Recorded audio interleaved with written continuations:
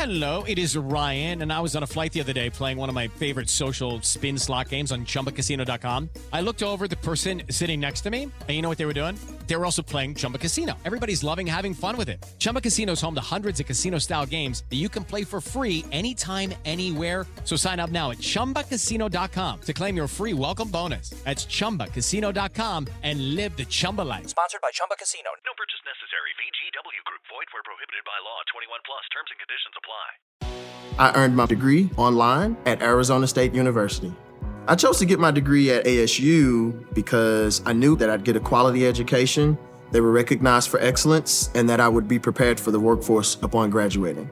To be associated with ASU, both as a student and alum, it makes me extremely proud, and having experienced the program, I know now that I'm set up for success. Learn more at asuonline.asu.edu.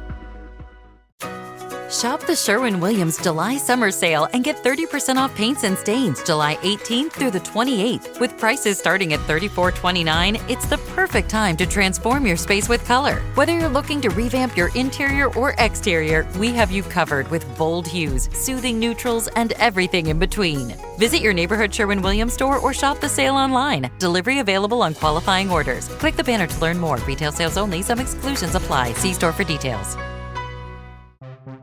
You seem to still be up there somewhere. Maybe I am. There are flying saucers. Supposing they're Martians or something in there.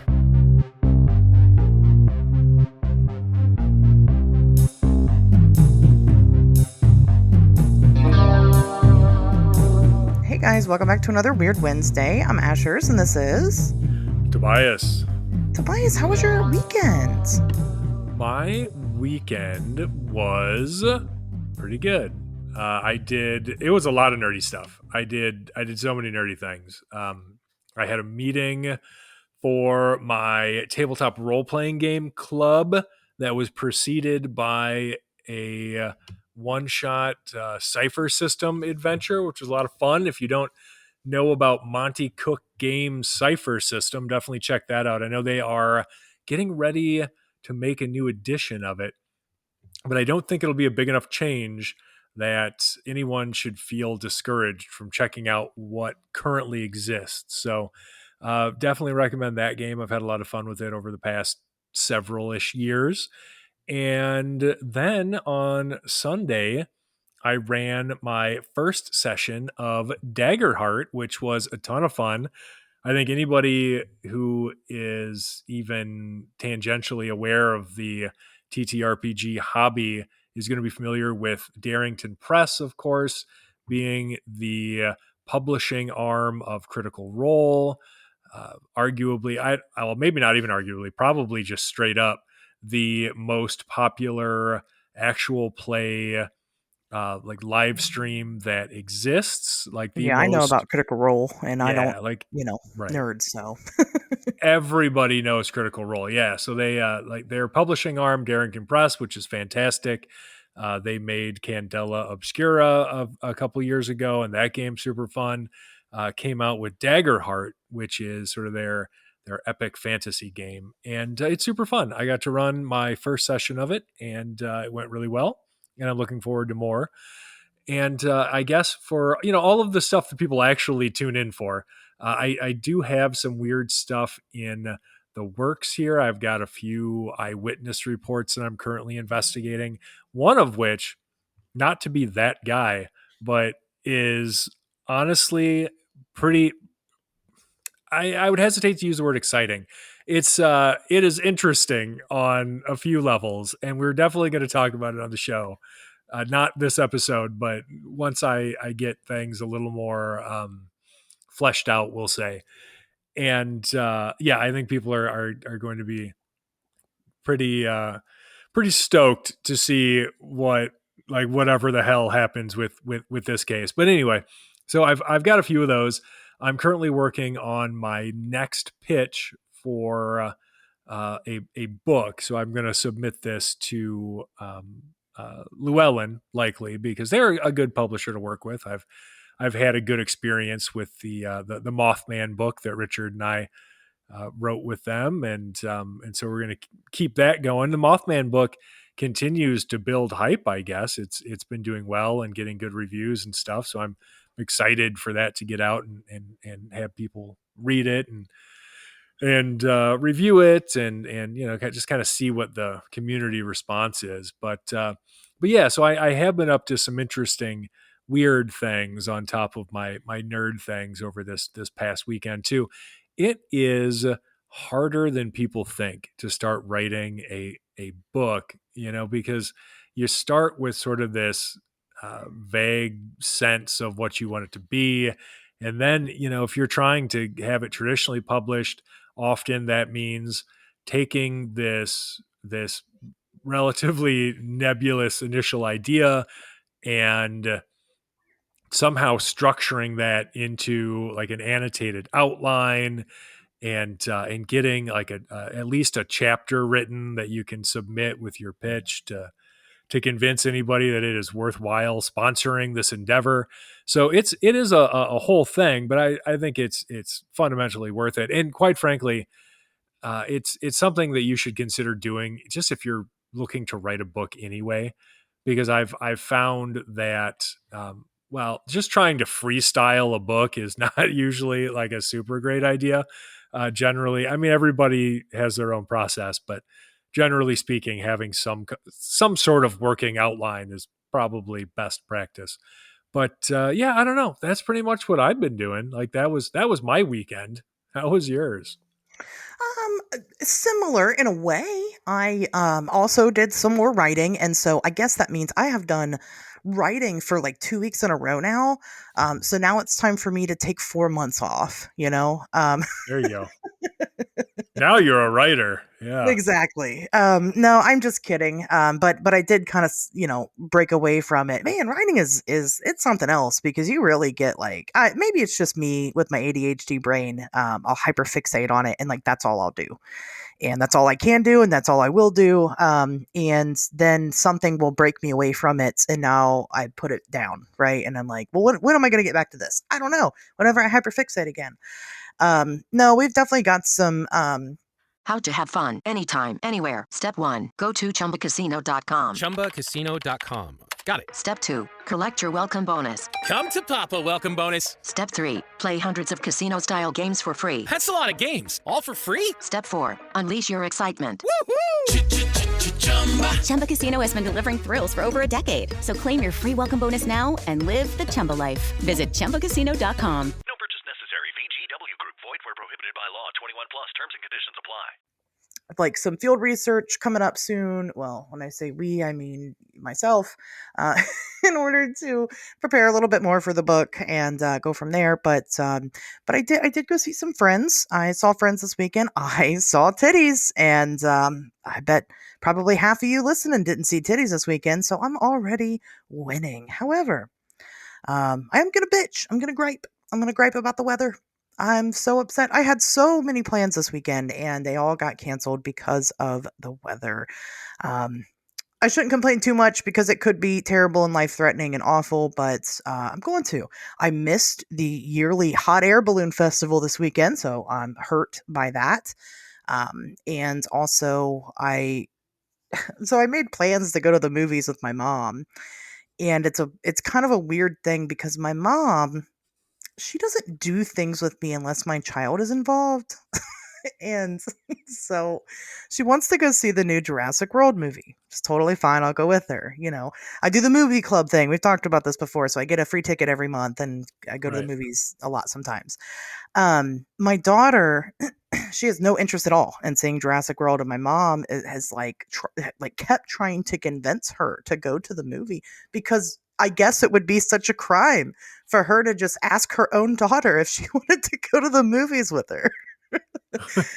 And, we've talked, of course, on a personal level about our family dynamics and kind of how they look. And it's one of those things, like, it's quirky and kind of silly to me that this is my mom's like workaround. Like, she wanted me to just be like, Mom, look, we'll go together instead of just ask me if we can go together. Right. So I did eventually, and I'm like, I'll go with you. And she's like, oh, okay. Stop trying so hard to convince my daughter to go. So my kid, she's old enough. She will stay on her own or whatever. and we were planning on going. But then the weather report was coming in and it was going to fucking storm, and my kid's afraid of storms. So we ended up canceling that. And it was just, it rained my whole weekend out, and I'm angry about that. So I just, aside from seeing my friends, stayed at home and pretended to be a graveyard keeper on my graveyard keeper game on my Nintendo Switch. So Okay. Could be that's worse. how that went. I kept the shit out of that graveyard. I'll tell you what, it was it's good at it. Nice. Well, somebody has to. Somebody's got it, right? And it's me. Anyway, that was my weekend. I don't want to spend too much time on this. We got a lot to get into this episode. It's going to be a big one, but I told you, Tobias, I want to start doing this thing where I shout out different people that I think deserve the recognition. And Sure. last week I did Shout 2. 'em. But this week I'm just going to do 1, and usually it's going to just be 1. So this week, okay, it's a couple, so it's 2 people. I'm boy. cheating. But it's Eerie Eric and Creepy Carrie. So a lot of you have heard of Eric and Carrie. If you haven't, you should. You should be paying attention to them. Eric is known as the Bob Ross of Bigfoot. He takes like terrible thrift store paintings and will paint monsters into them and make them really cool. That's usually what he's known for. And he's got a lot of really cool art. He does a lot of nudie stuff, like a lot of really tasteful nude paintings and stuff like that. I love a tasteful nude. And anybody who knows me knows how much I love a tasteful nude. I'm a big Frank Frazetta fan, for instance.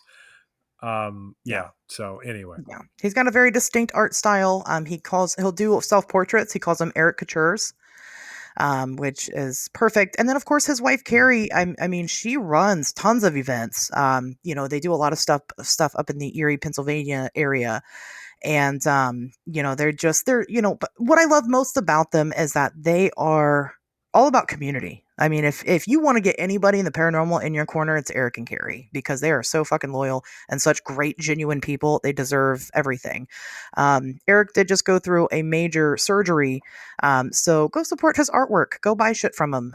He can use the help and care when he's not recovering, but especially now, that he's got something going on. So that was my shout out for the week. Very good. Moving on to the news. Tobias, you got some news for us? Because I don't have any. I do. Well, actually, first of all, I just wanted to let everybody know that I had received word from the conference organizers that the Cape Girardeau conference, scheduled for the end of August, has been canceled. The entirety of that conference has been canceled, unfortunately. I'm not going to go into a lot of detail, mostly because it's none of anybody's business. And also, I don't really have a lot of detail. But something happened, and unfortunately, they were forced to cancel that conference. Hopefully, it will be back sometime in the future. I don't really have visibility on that because I'm just a speaker. I am not an organizer. But I wanted everybody listening to be aware of that. And I'll be taking it down from my website. But yeah, make sure if you were planning on attending that you understand that it has been canceled. Go to the movies with your mom that weekend instead. Yes, go to the movies with your mom. I don't know. Maybe you don't go to Jurassic World. I heard it wasn't that good. But Superman's out, and that looks really good. So, you know how take it your is. Mom. Yep, your mom deserves make sure to take your mom. Yeah, she'd like Superman, I bet. All right. So I do have just a brief news item. This is a report that was brought to me last month, actually. And I just got around to sort of finishing it up and getting it all down. So I was contacted last month by a witness. We'll just use her first name, Kay, who wished to report her encounter with a helpful orange orb that she credits with having prevented a collision between her and a deer. So Kay was driving down a country road in North Carolina last fall at around 8 p.m. when she spotted a deer on the side of the road, poised to run in front of her car. She was going at least 55 miles per hour and knew she wouldn't be able to avoid the large animal. However, instead of charging into the road and potentially seriously injuring them both, she said he stopped right on the side of the road, waited for me to pass, and then crossed the road. Now, Kay was stunned at the animal's unusual behavior and her good fortune, but soon saw something strange that she thinks might explain why it stopped. That might explain it while she was stopped at an intersection. So this is another direct quote from her. She said, "I couldn't believe it. I came to the end of the road and turned onto another road, and a few seconds later, I saw what looked like a huge orange fireball going across the sky from right to left. It was amazing, and I'd never seen anything like it, but I felt comforted."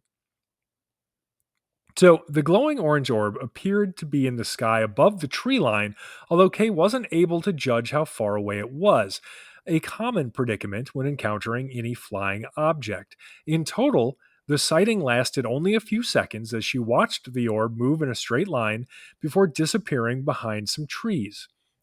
Kay attributed the deer's behavior to the orb in some way, saying she was not scared as she watched it cross the sky, only that she felt a sense of wonder. So again, this is a direct quote. "I had heard of orbs, so when I got home, I looked it up on the internet, and an orange orb indicated protection. I really felt like I was part of something so much bigger than what I see. I'll never forget the experience." So essentially what had happened was she saw this orb and she went home and she Googled it, right? And what happens when you do that is you get a bunch of websites. Like, first of all, you like, you know how when you search for anything on like any kind of internet, like browser search engine, it's going to give you like the AI synopsis first, like those stupid junky AI synopses. And like, first of all, when you do that, it's going to tell you, like, if you Google like, what does orange orb mean? It's going to say like, it's going to list out like protection and all this other shit. And then the websites beneath it will be mostly like paranormal websites that will or have ascribed like meaning to each color, as far like for orbs. I didn't realize this was a thing in the paranormal because my experience with orbs, strictly in a ghost and hauntings sense, is explaining to angry old women how what they have captured is in fact insects and dust while they sit there and try to stare me out of existence, right? So I was not familiar with the color coding that had been applied to orbs as a phenomenon, but apparently it is a whole ass thing. And you can go look it up. And orange is meant to be protection. So I thought this was an interesting story. It's new to me in that I have never received, and I've received a lot of anomalous light. Riley Herbst from 2311 Racing here. And you know what grinds my gears? Waiting for coffee.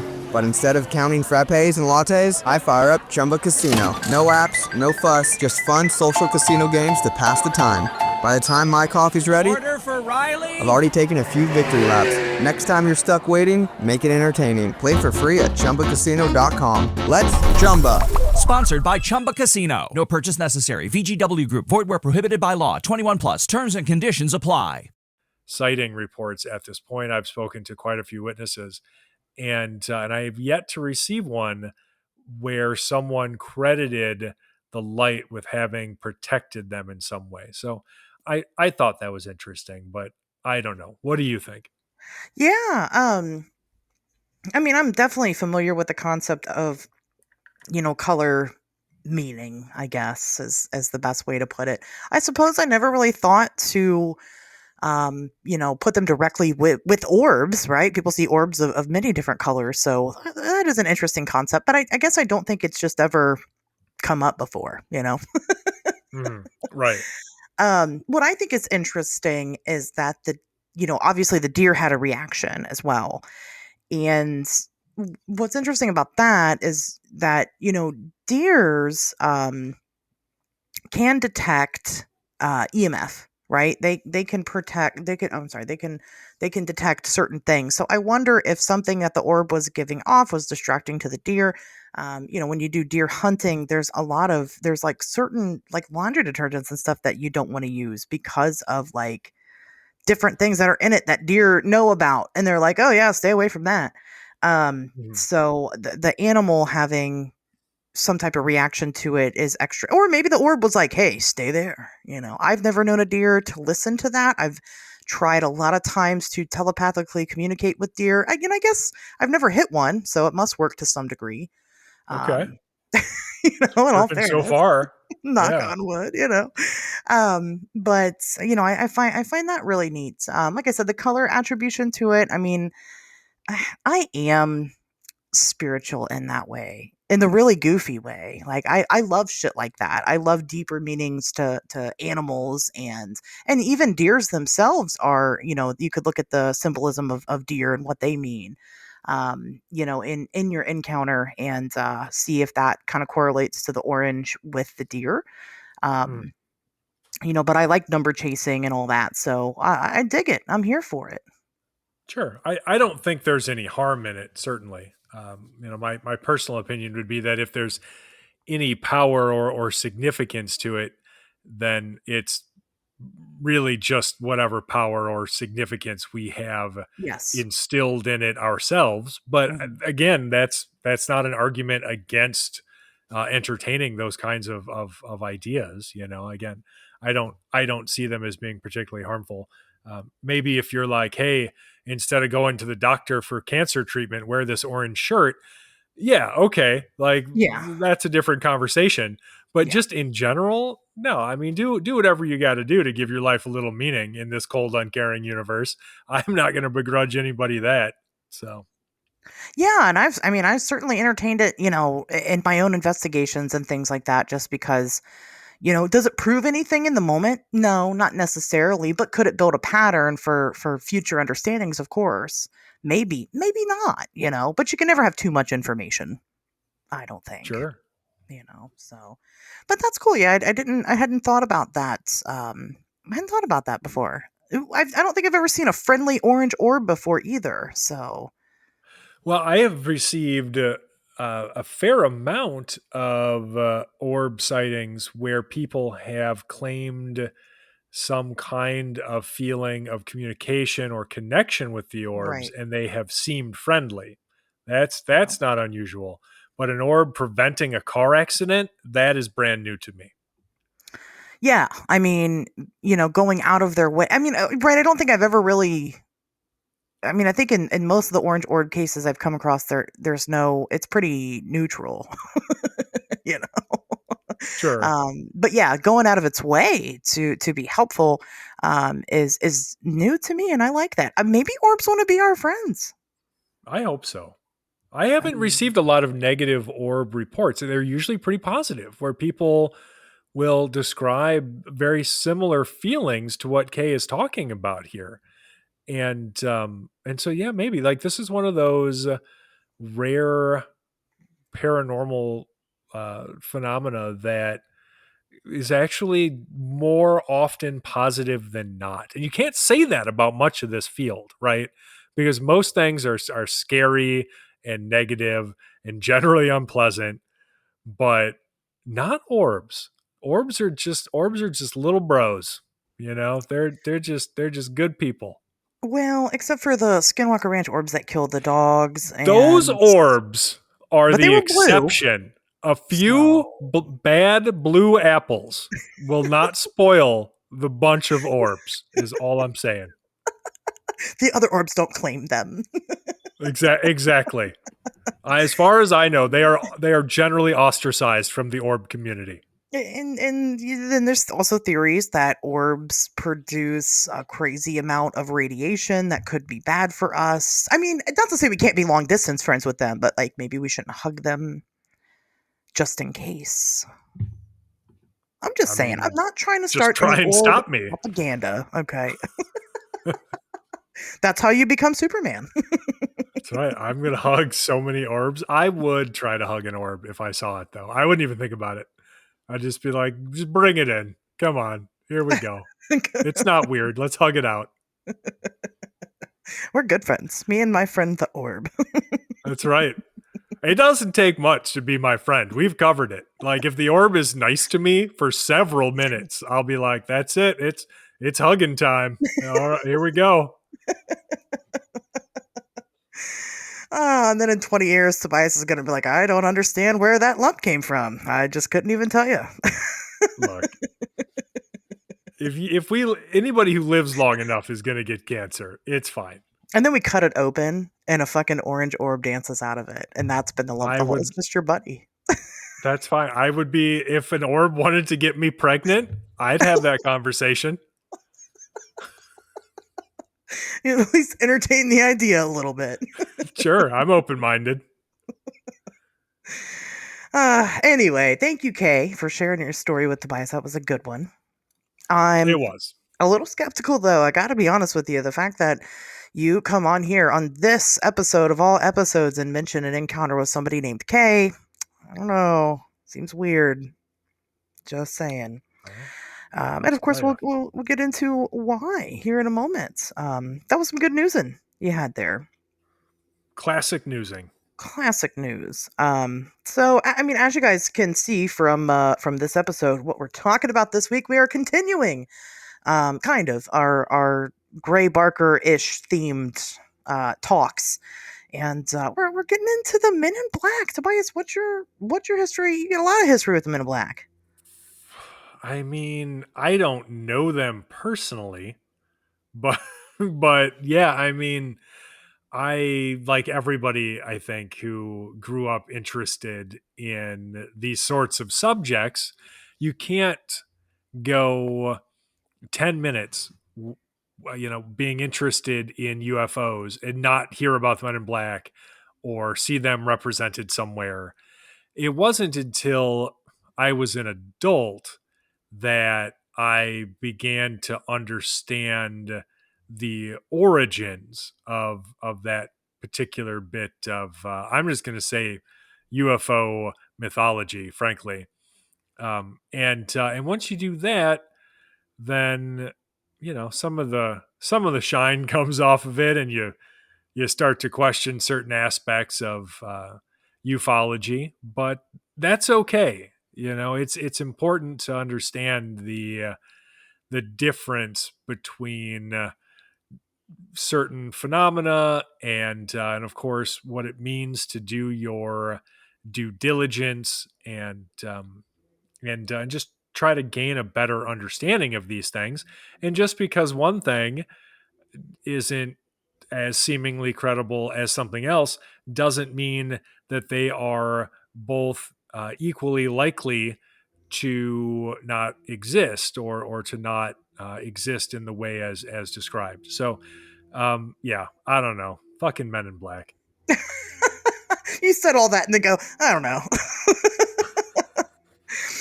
So here's what I know about the Men in Black. Okay, this is 100% fact right here. In 1961, the U.S. government made official contact with aliens and decided that they would work alongside them to try to keep the people of Earth safe from possible ne'er-do-wells. And that worked out pretty well for a long time until about 1997. When special agents K and J ended up investigating a series of unregistered close encounters, which uncovered a potential intergalactic terrorist on the planet Earth. Are you catching on yet? Obviously, I'm talking about. No, as soon as you, honestly, you were one sentence into that, and I knew what you were talking about right away. Yeah, the Men in Black. I've known about the Men in Black because I was born in 91, since before I knew anything about aliens or ghosts or cryptids or. And I think, if you haven't been into these topics your entire life, same, right? How could you fucking miss this whole entire topic, right? In general, as a topic, I think we've all kind of been aware of this, secret, it's not secret society, but secret service that's kind of, been going on in the backgrounds, right? It's been made a huge pop culture phenomenon. which is so interesting to me because I feel like, I mean, Tobias, you were kind of talking about, if you're into this type of stuff, of course you've heard about the Men in Black, and I agree with that. But I don't think a lot of people really know about the Men in Black. I don't think they know a lot of the details. Maybe they have like one or two stories in their back pocket. And then they're like, oh, yeah, it's totally a thing because, Josiah saw a UFO on his farm. And then the next day the Men in Black showed up and then they, didn't know how to drink milk, or whatever. Yeah, right. Fucking nobody knows shit about the origins of the Men in Black as evidenced by the fact that anybody still talks about them as though it's a legitimate fucking subject.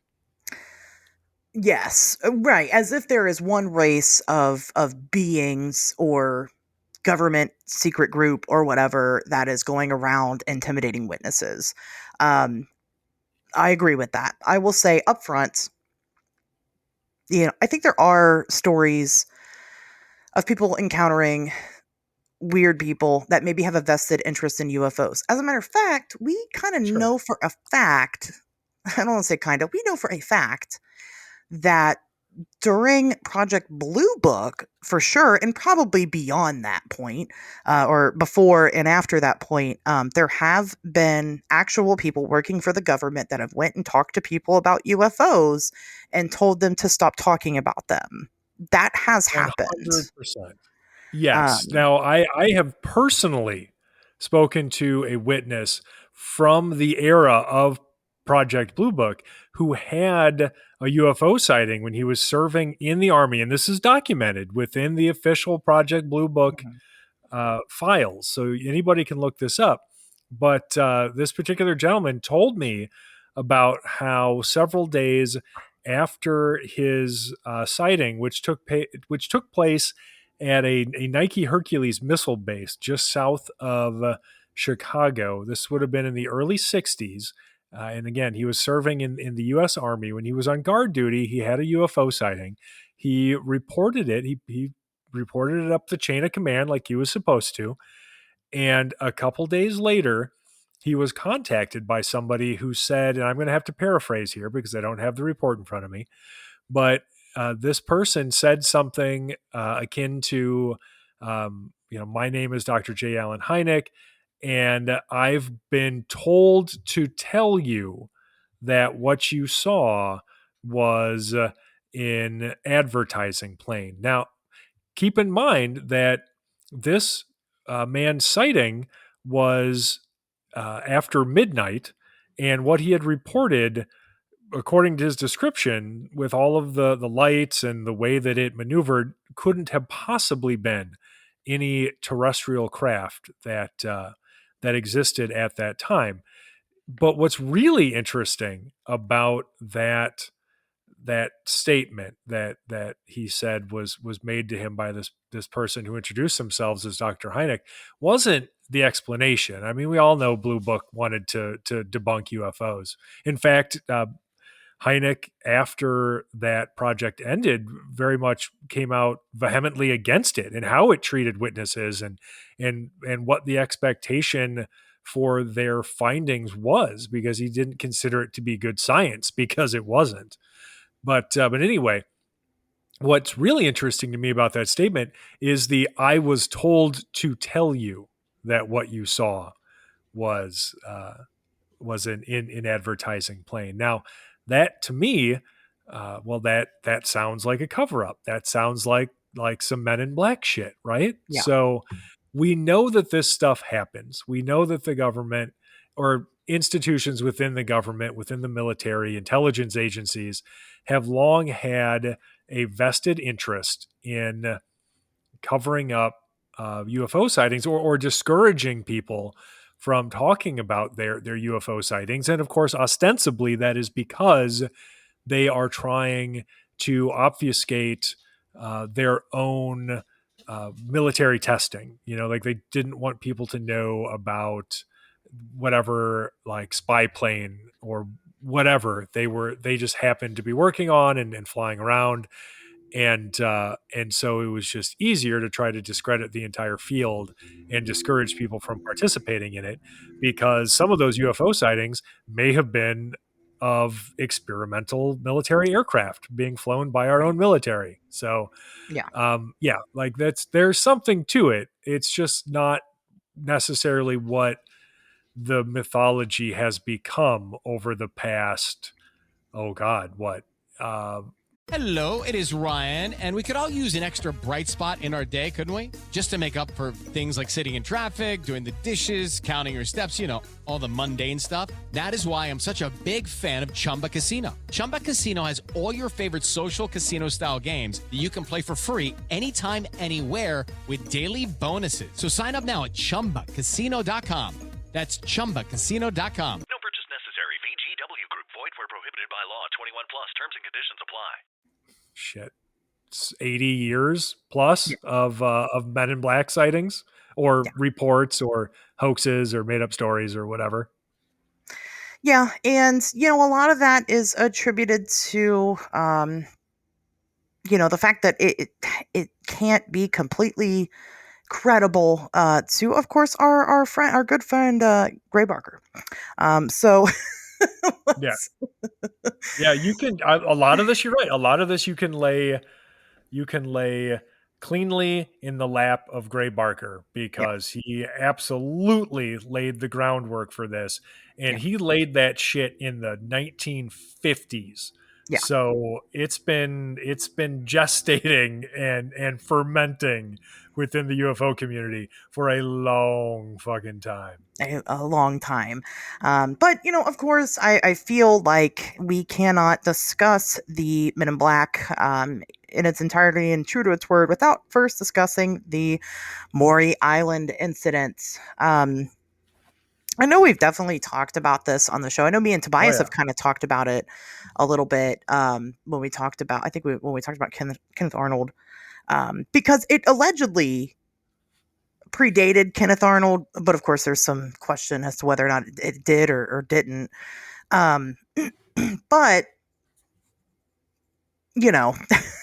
let's just get into it, I guess.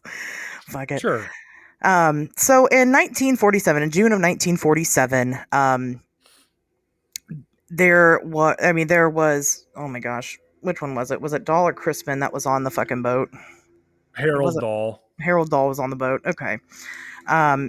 So Harold Dahl is working. He's out on a boat and I'm not going to dig deep into details on a lot of these cases because we got a lot to cover, but, basically he's out there. He saw these weird donut shaped craft that were vomiting metal all over the place.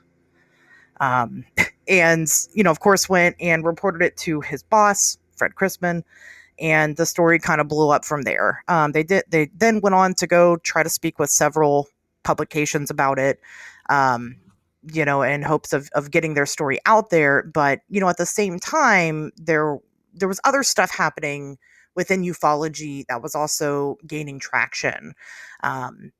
So, like I said, the dates are kind of questionable because they claim to predate some really important dates in ufology, but that came out after the fact. So who knows? Sure. Well, keep in mind, this was first chronicled in Gray Barker's They Knew Too Much About Flying Saucers. Yes. And that came out in 1956. So that would have been significantly after, Arnold sighting in 1947. And they are claiming that this took place in July of that year. But because of the source and when it came out, of course, we don't really have any idea of what actually happened. Well, dang it, Tobias. That was my twist. Other than what? Oh, really? Well, I'm going to ruin it. I ruin everything. I'm the paranormal ruiner. Alert. Oh, you like a thing in the paranormal? Let me ruin it for you. By all means. Yes. So, I'll get back on track. They're going around. They're trying to get, supposedly trying to get people to talk about this event. They had pieces of this metal. A weird thing did happen, and this did happen. Two people from the Air Force had this metal and was flying it on a plane to go get it tested, and they fucking died in a plane crash. That did happen. Oh, that's a whole thing, and we should absolutely talk about it. So, okay, the entire story gets related by Harold to Kenneth Arnold. because at that time, Kenneth Arnold was interested in UFOs. Like he had his experience. And so he was sent by magazine editor and early supporter of weird stories, Ray Palmer. Ray Palmer, of course, who created Fate magazine. Yep.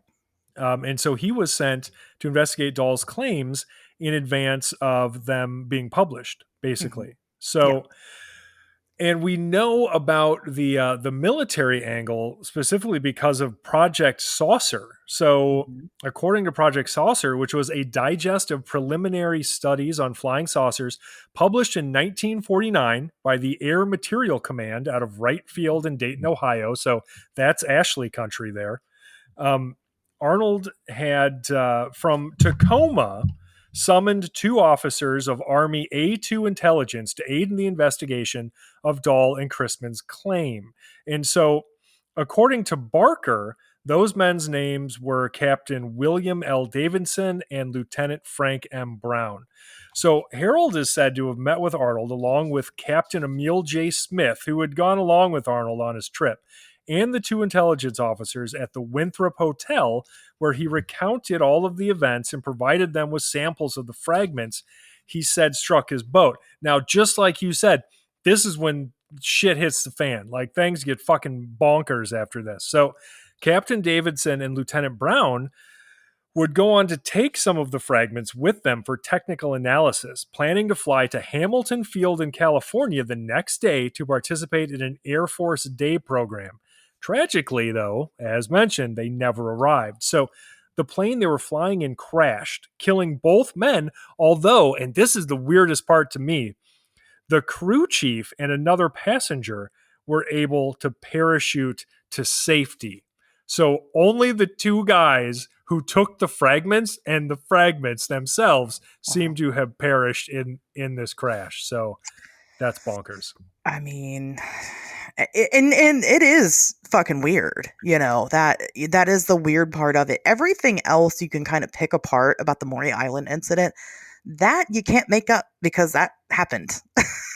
Yeah, it's documented by sources more credible than Gray Barker. So You should take it seriously. Yeah.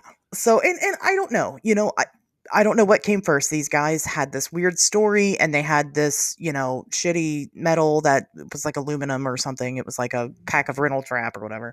And they're like, here you go. And then they just coincidentally happened to have this plane crash and it was destroyed along with, like you said, the 2 guys who had it.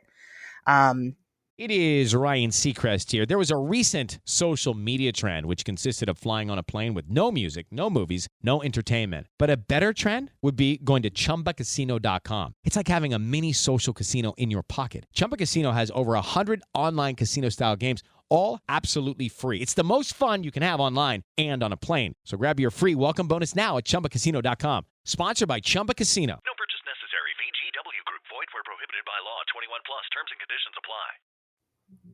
And they ran with it from there and created a bigger story, because that's some shit that Gray Barker would absolutely do. Oh, sure.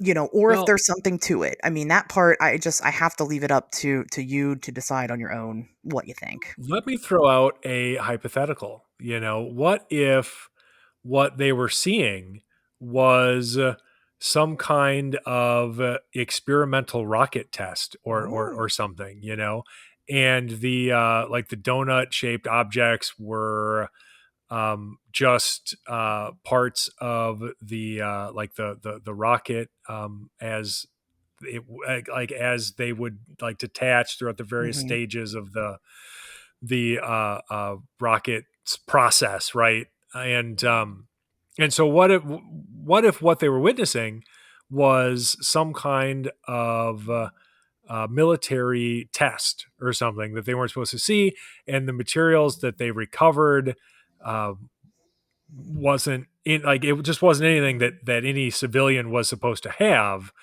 and so it became necessary then to cover it up. And I understand I'm getting dangerously far into conspiracy territory here, but what if it really is all part of the government trying to cover something up? Nothing as bizarre as extraterrestrials, Sure. but just a failed rocket test. Like this is in the like late 40s.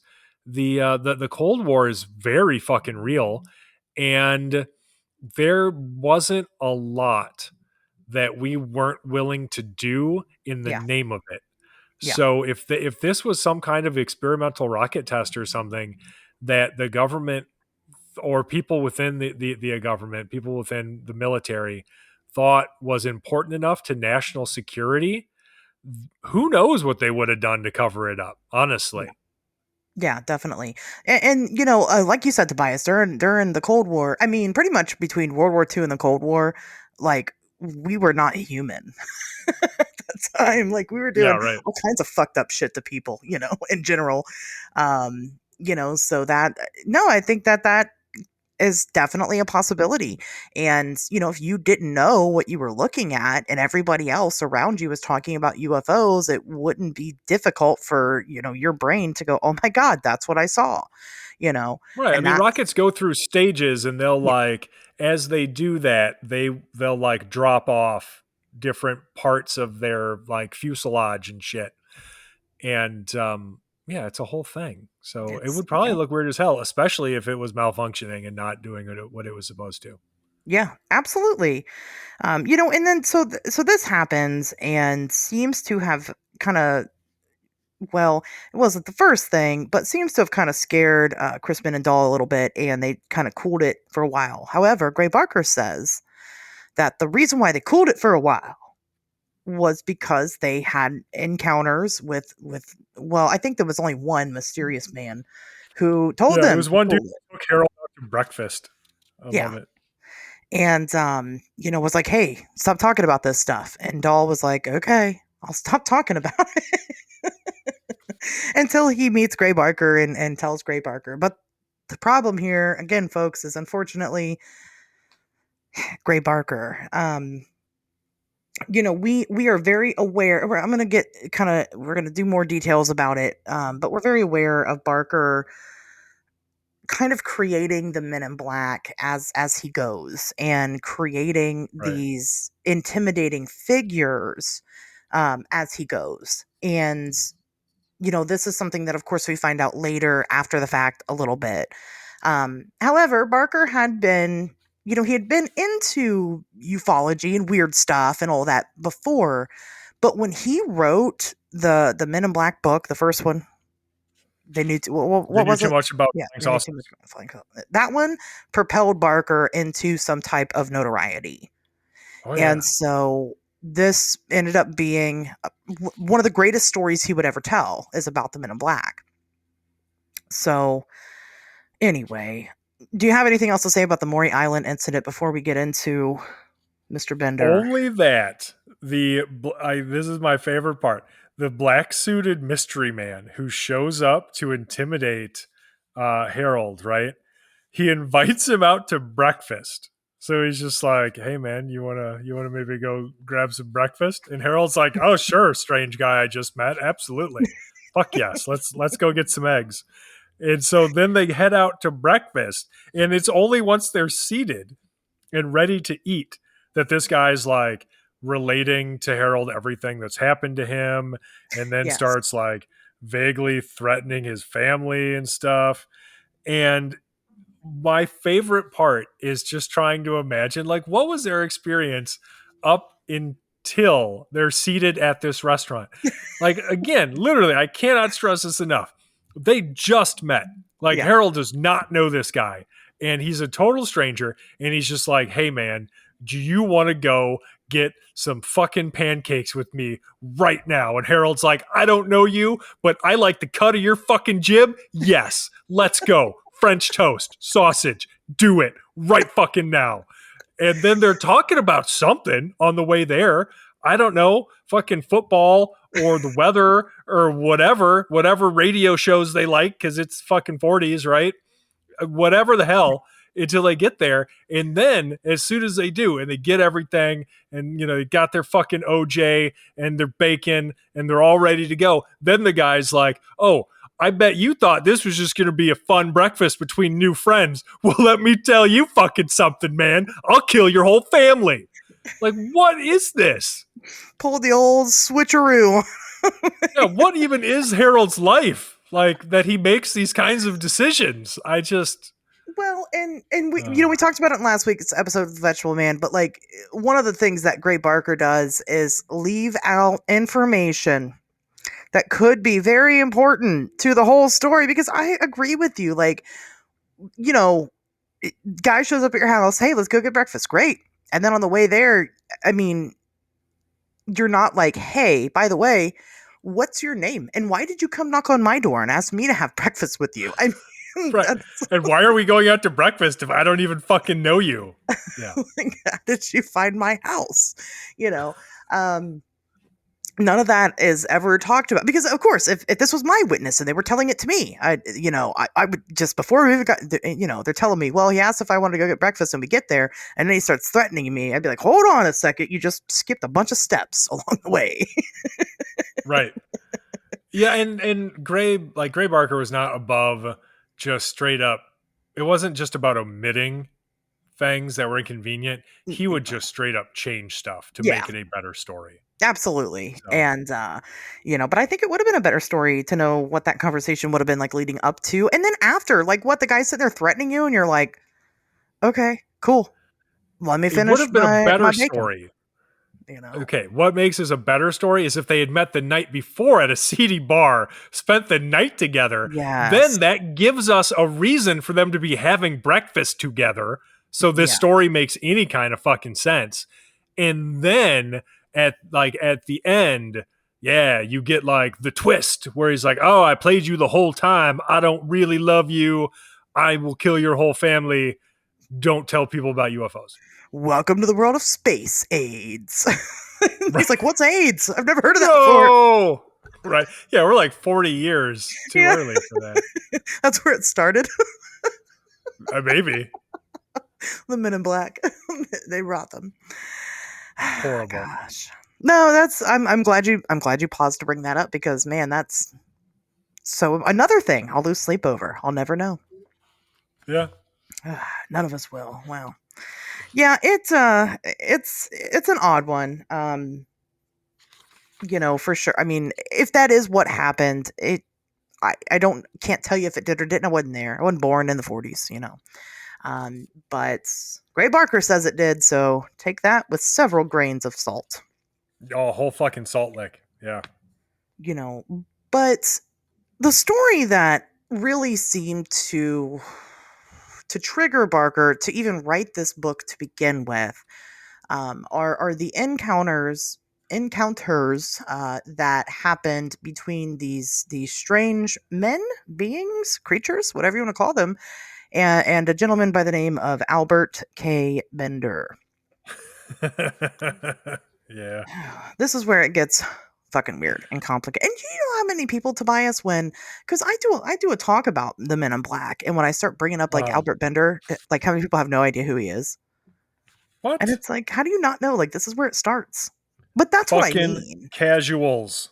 That's what I mean. People know about the Men in Black, but they don't know about the Men in Black. Not to be pretentious and toot my own horn or anything, but I'm judging all of you. That's what it is.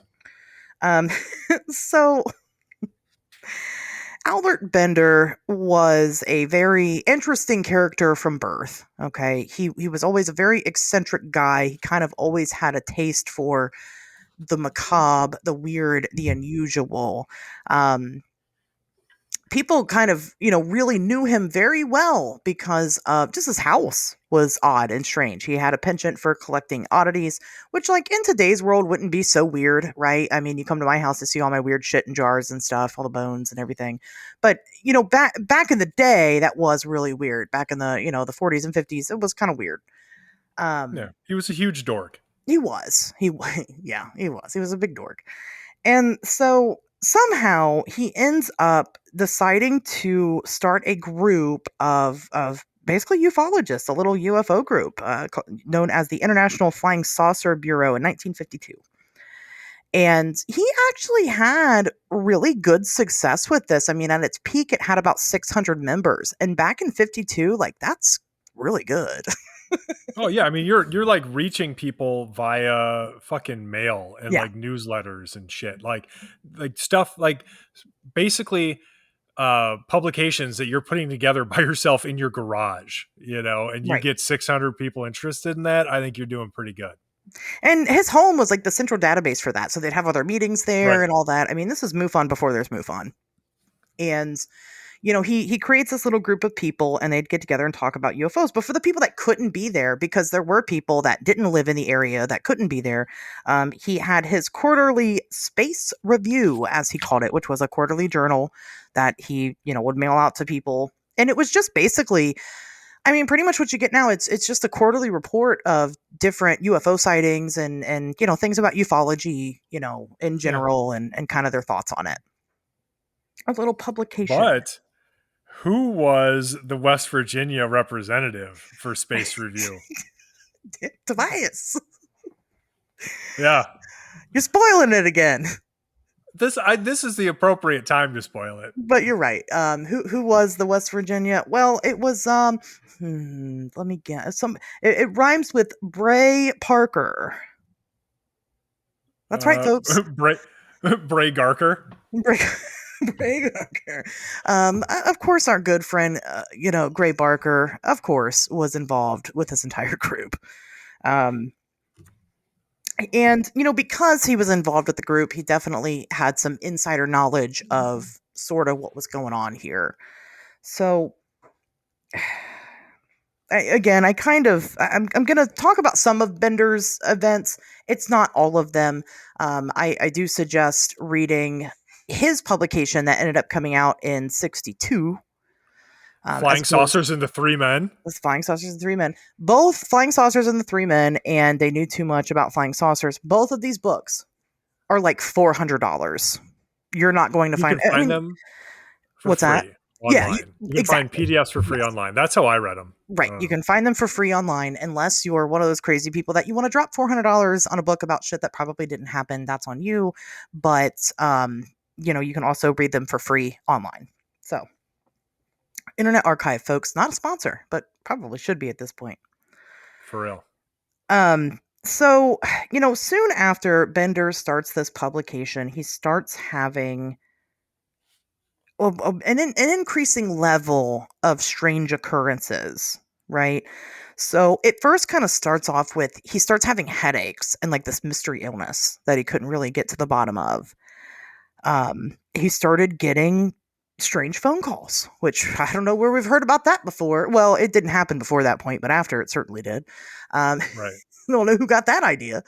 But he started getting weird, strange phone calls from like, an odd monotone robotic voice that would threaten him and tell him to stop talking about UFOs. Just stop it. And, he didn't listen. He was getting like telepathic messages to stop talking about UFOs and didn't quite understand what was going on. However, certainly... Oh, go ahead. If you try to call somebody and they ignore you, what choice do you have but to escalate to telepathic communication? That's all I'm saying. If you would have listened the first time, it could have ended with phone calls. But at that point, there's no choice. They're like, look, is he getting the calls? Like somebody's answering. Let's just try telepathy. That's all I'm saying. Gosh, that's the next jump, right? You got to. If people are ignoring you, that's how you do it. That's how I've gotten a hold of all of my exes. That's right. Please never communicate telepathically with me or my spaceship ever again.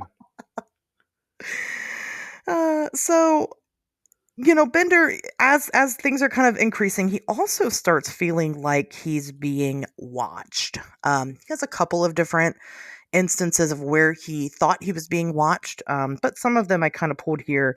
One of them, he was at the local movie theater and he observed a man with what he calls glowing eyes watching him and watched him all the way home, basically.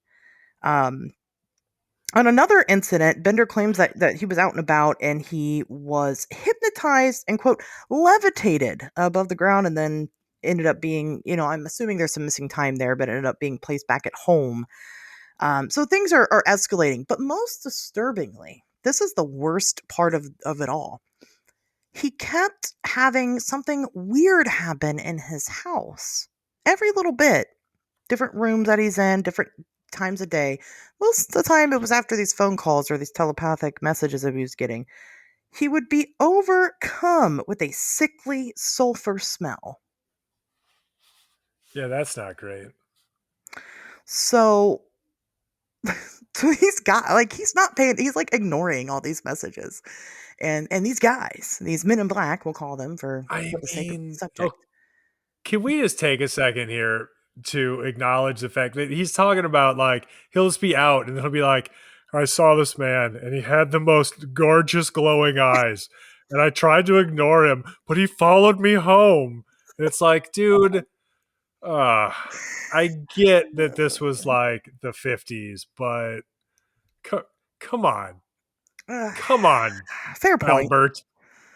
Like, just live your truth, man. Like, it's fine. He's like, oh, you see a bunch of men dressed in nice clothing hanging around my house all the time? They're not. I didn't invite them over. They just showed up. Right? I'm so sick of them coming over and telepathically communicating with me to kiss them on the mouth a little. I hate it. Oh, hold on a second. Let me take this phone call. Yeah. This again. That's just one of those guys calling me. I don't know how they got my phone number. Right. Certainly haven't just scrawled it in the men's room of every bar in town. Jeez, Albert, come on. Poor Albert. We've kind of established on the show that secret homosexuality tends to be the culprit of a lot of things. I'll just say that. And that's okay. We don't care that you're gay.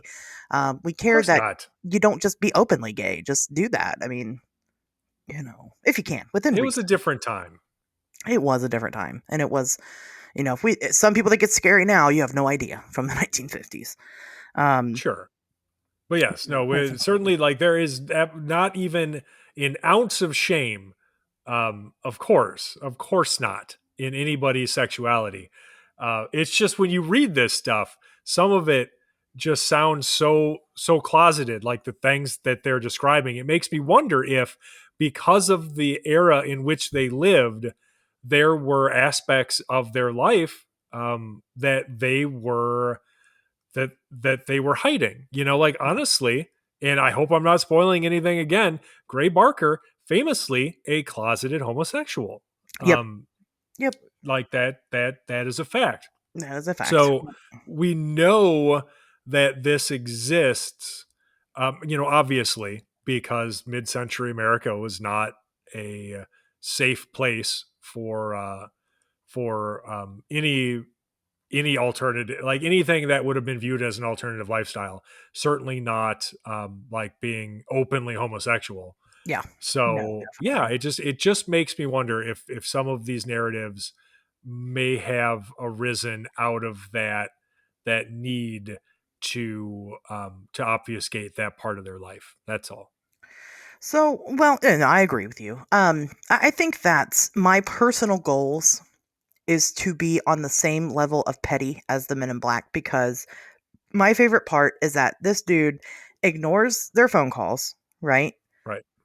Won't talk to them in public. And so what they decide to do in retaliation is to teleport inside of his house and let off one of the worst, deadliest fucking egg farts that you can imagine every little bit. I've had girlfriends like that, I get it. Like, the more I hear about it, I'm just like, he had some kind of relationship with these people. That's all I'm saying. Right. I mean, that is top tier level of fucking petty. And I mean, biological warfare, good for you.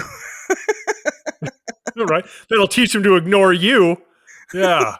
You got his attention now. He can forget me, but he'll never forget my egg farts. Terrible. So, even with all the things kind of ramping up and continuing to be strange, Bender had actually teased a world-changing revelation that would appear in the July issue of Space Review in 1943. He was like, I've got something major to share with you guys. I know all the secrets. You got to know it. and it never happened. It never came to fruition. I actually believe there was no issue at all in July of 1953, and would not be another issue until October of 1953, because Bender says on July 3rd, eventually, finally, a weird yellow fog filled his house, and within that yellow fog, 3 men materialized out of it. And of course, this was a very stinky yellow fog. Oh, yeah. Because that's their thing, I guess, their calling card. And he says, quote, all of them were dressed in black clothes. They looked like clergymen, but wore hats similar to the Hamburg style. They started to speak with him telepathically. They told him, you need to stop any work that you're doing on UFOs. You know, you got to cut this shit out. We're not dealing with it anymore. We are serious this time. And then they pretty much went back into their little fart cloud and disappeared again. But before they did, of course, they confiscated multiple copies of the Space Review, which is likely that July issue he was talking about that was world changing. And then they went on about their day and kind of fucked off into the night. They told him some absolutely bonkers shit while they were there. And some of the highlights, like for me though, sure, were basically telling him, being like, look, Albert, we talked about it and we decided that you'd be a good contact for us on this planet because you're just an average guy and thus very unlikely to be believed by anyone if you told them about any of this. Like, they just straight up tell him that. They're like, the reason we're coming to you is because no one would fucking believe a total dork living in his mom's attic, which, by the way, he did. Like, it was not his house. It was his mom and stepdad's house, and he lived in the attic. Yeah. Like, nobody would believe you. So whatever, nerd, like, tell him if you want, but also you better not fucking actually tell him. And we're taking all these space reviews. We need something to read on the road. It's just the best. It doesn't make any sense. Like, none of it makes sense. No, it doesn't. It really doesn't. But okay, that's what he says happened. Can you imagine, like, admitting that? You're like, man, yeah, I encountered these weird fucking, they were like, because Bender always said that they were more like, they were alien. Well, I think he said that they told him that they were aliens, you know, and shared, you know, he did say that they shared some secrets with him and that he'll never share, of course, and all that. Step into the world of power, loyalty, and luck. I'm gonna make him an offer he can't refuse. With family, cannolis, and spins mean everything. Now, you wanna get mixed up in the family business. Introducing The Godfather at ChumbaCasino.com. Test your luck in the shadowy world of The Godfather slot. Someday, I will call upon you to do a service for me. Play The Godfather now at ChumbaCasino.com. Welcome to the family. No purchase necessary. VGW Group. Void where prohibited by law. 21 plus. Terms and conditions apply. But you're like telling somebody, like, yeah, these fucking aliens showed up to my house, told me what a fucking loser I am, threatened me, and then farted all over the place and left. You know? Yeah. Just the absolute best. Well, he drops all of these bombshells in Flying Saucers and The Three Men, which came out in what, like 62, I think. Yeah. And so, like, the final space review, as you mentioned, comes out in October 1953, and that's the one where I'll just read like the fucking thing that was printed in the final space review. So again, October 1953, final issue of Space Review says the following: the mystery of the flying saucers is no longer a mystery. The source is already known, but any information about this is being withheld by orders from a higher source. We would like to print the full story in Space Review, but because of the nature of the information, we have been advised in the negative. We advise those engaged in saucer work to be very cautious. Okay, fine, great, whatever. Like, first of all, who says we have been advised in the negative? Like, I may not have been alive in the 50s, but I'm convinced nobody fucking talked like that ever in any era of human history. But anyway, beyond that, this is the best part. This is 1953. In 1962, then, Flying Saucers and the Three Men come out, and he's like, okay, look, here's the deal. I'm not supposed to tell you guys any of this, per the final issue of Space Review, but I'm going to tell you literally everything. Here you go. And it's just a whole book of like crazy nonsense where, he talks about basically everything we've already discussed. He gets into the visitors, coming to him, and they supposedly tell him all this shit, like I already mentioned. But then on top of that, saying that they were like just adopting a human disguise to communicate with him, because if they appeared in their natural form, it would just be too crazy. And how, let's see, they would abduct people to use their, to borrow their appearances. And so I'm not completely sure if that means that they were just like skinning people and wearing human suits around, but it kind of sounds like that. Like there's an interpretation of that where that's what they're fucking doing, which is honestly pretty good sci-fi for like that era. So kudos to you, Bender. You really nailed it. Absolutely read this book. Like, again, it's free. You have no excuse. Fucking read it. Absolutely. It's crazy. But like it keeps getting weirder, and these guys keep coming back. Like they just will show up again. And sometimes they bring like hot ladies and super tight outfits with them, which is a choice, but I don't know. It's not my story, so whatever. And it's just, oh boy, it's just the best. Yeah. It's no, like I said, read it for sure. it's good. It's good stuff. Whether or not it's true, I don't know. We're skipping ahead a little bit. I want to go back to 56 and what happened. This is where what I was supposed to say in 1950. I wasn't going to mention Gray Barker at all until in 1956, former IFSB member Gray Barker would write a book about Bender's experiences. Tobias ruining my script, I guess. It's not really a script. Well, you should know better than to even try to have an outline with a wild card like me around. I know, right? I don't believe in outlines. I just read everything and then regurgitate it like with my opinion on the podcast every week. That's okay. So yeah, Gray Barker puts out this book. They knew too much about flying saucers. And he talks about, Bender, and he talks about the Men in Black, but the way that he paints the Men in Black is mostly through the scope of like a government agency, as opposed to what Bender would eventually come out and say they are an alien race. And so you'll have that a lot when people talk about the Men in Black. They're like, well, what do you think it is? Do you think they work for the government, or do you think that they're aliens themselves? And this is kind of where that split came from, is because, like I said, Barker would go on to describe these as like some type of card carrying, human people. And Bender didn't like that. And that's drama, right? Drama for all you that talk about the paranormal and how terrible it is today. Bender was upset with some of the points that Barker had made in his book, and that's why he decided to write his own.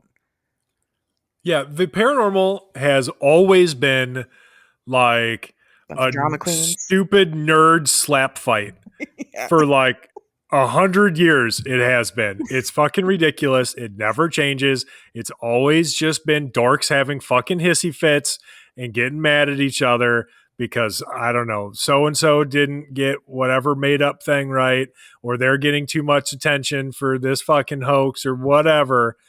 And if so, yeah, like just like you said, if people think that shit is new, no. It has been happening with the exact same intensity for, well, let's see. This happened in 1953, so like 75 years. Yeah. Yeah, and so then there becomes the discrepancy between, that's a big difference going from government agency to, they had glowing eyes and had these superpowers and hot women, and that makes it hard. And Bender says, well, yeah, this story is true, my story is true, it's Gray Barker who made shit up. Well, and it's like, okay, so it kind of starts falling apart a little bit at that point in time. The entities themselves. So I'm going to skip ahead a little bit because this is where it becomes most prominent, more in the public view. Oh, go We ahead. should mention though, just real quick, just to sort of close the door on Bender, right? Sure. After he published that autobiography, Flying Saucers and the Three Men, like he dropped out of ufology. He like 3 years after that, he drops out He of did. ufology entirely, moves to California, and then nobody hears shit out of him again until he dies in 2016 at 94. Yeah. Which, So, okay. I would have loved to have yeah. talked to him, you know? Oh, for sure. I would love to hear those stories right from the horse's mouth. But no, he does. You're right. Absolutely right about that. So, I guess we will spend a little bit more time on Bender. I don't know how much of the story to believe and how much of it not to believe. And it's mostly because we have kind of the retelling of the events and then the events and how different they can be. But I think that something had to have happened for him to completely give up UFOs, because even still, he stopped space review and disbanded his little group, in 1953, and then we didn't hear anything more about him at all until 56. So I think something did make him want to quit. I can't tell you what. It could have just been delusional paranoia, right? Building within him. He's getting in all these stories, Right. and especially again, the climate at the time, we're still in the 50s. There is still weird secret government shit going on. And maybe he did see weird people that he thought were following him but weren't following him. Maybe he was getting weird phone calls from, I don't know, fucking teenagers with nothing to do. We don't know. For the 1950s, sure, why not? There is kind of a lot going on here that could make you think that you're having an experience of high strangeness when you're not. I don't know the man. I can't say if he was mentally ill or mentally sound, or I don't even think in the 1950s the finest doctors could say that, because they weren't educated enough yet. They were You know lobotomizing who people else? for that shit. So, It's true. Do you know who else liked to make prank phone calls? Oh, I don't I'll know. give you one guess. I get just one guess. Oh Yep. God, I better get this right. Yeah, it's a tough one. Let's see. It was J. Allen Hynek, right? Oh no, Ah, you're so close. Gray darn. Barker. Ray Gray fucking Barker. I should have Barker known. loved to make prank phone calls and try, because he was a known hoaxer. He didn't take any of this shit real seriously, and so he liked to prank his friends, including people like John Keel, with prank phone calls, trying to get them all riled up. Like if he, especially if he thought you were a true believer, he would try to pull one over on you because he thought it was hilarious. And so he would make these prank phone calls. And when you read things like the Mothman prophecies, and you're wondering like, oh man, what's up with all of these crazy phone calls happening? It was probably just like Gray Barker and his buddies pranking John Keel the whole time. So super fun. That's a good So one. fun, you guys. And that's what we're getting ready to jump into, the Mothman stuff pertaining to the Men in Black. But yeah, kids, here's something for people that might be young listening to the show. Nowadays we got caller ID, right, on our phones. We've had caller ID for a long time, but even now, like any phone number that's not saved in my phone doesn't even ring. I don't even answer it. But imagine that there's no screen at all when someone calls you. Nothing. That tells you nothing at all. How is that even possible? I know, right? But that's what life used to be. And even like when caller ID and shit started, and like it's not really voicemail. It was I guess messages. I guess voicemail is the right word. But even that stuff was like a luxury to have when I was a kid growing up. And we started to have cell phones at that point, but not everybody had a phone with caller ID on it. I think I was in high school when we got an answering machine, and that was a big deal. Right. So, or maybe I was in junior high, but like, I couldn't even remember what they were called. And answering machine. Yeah.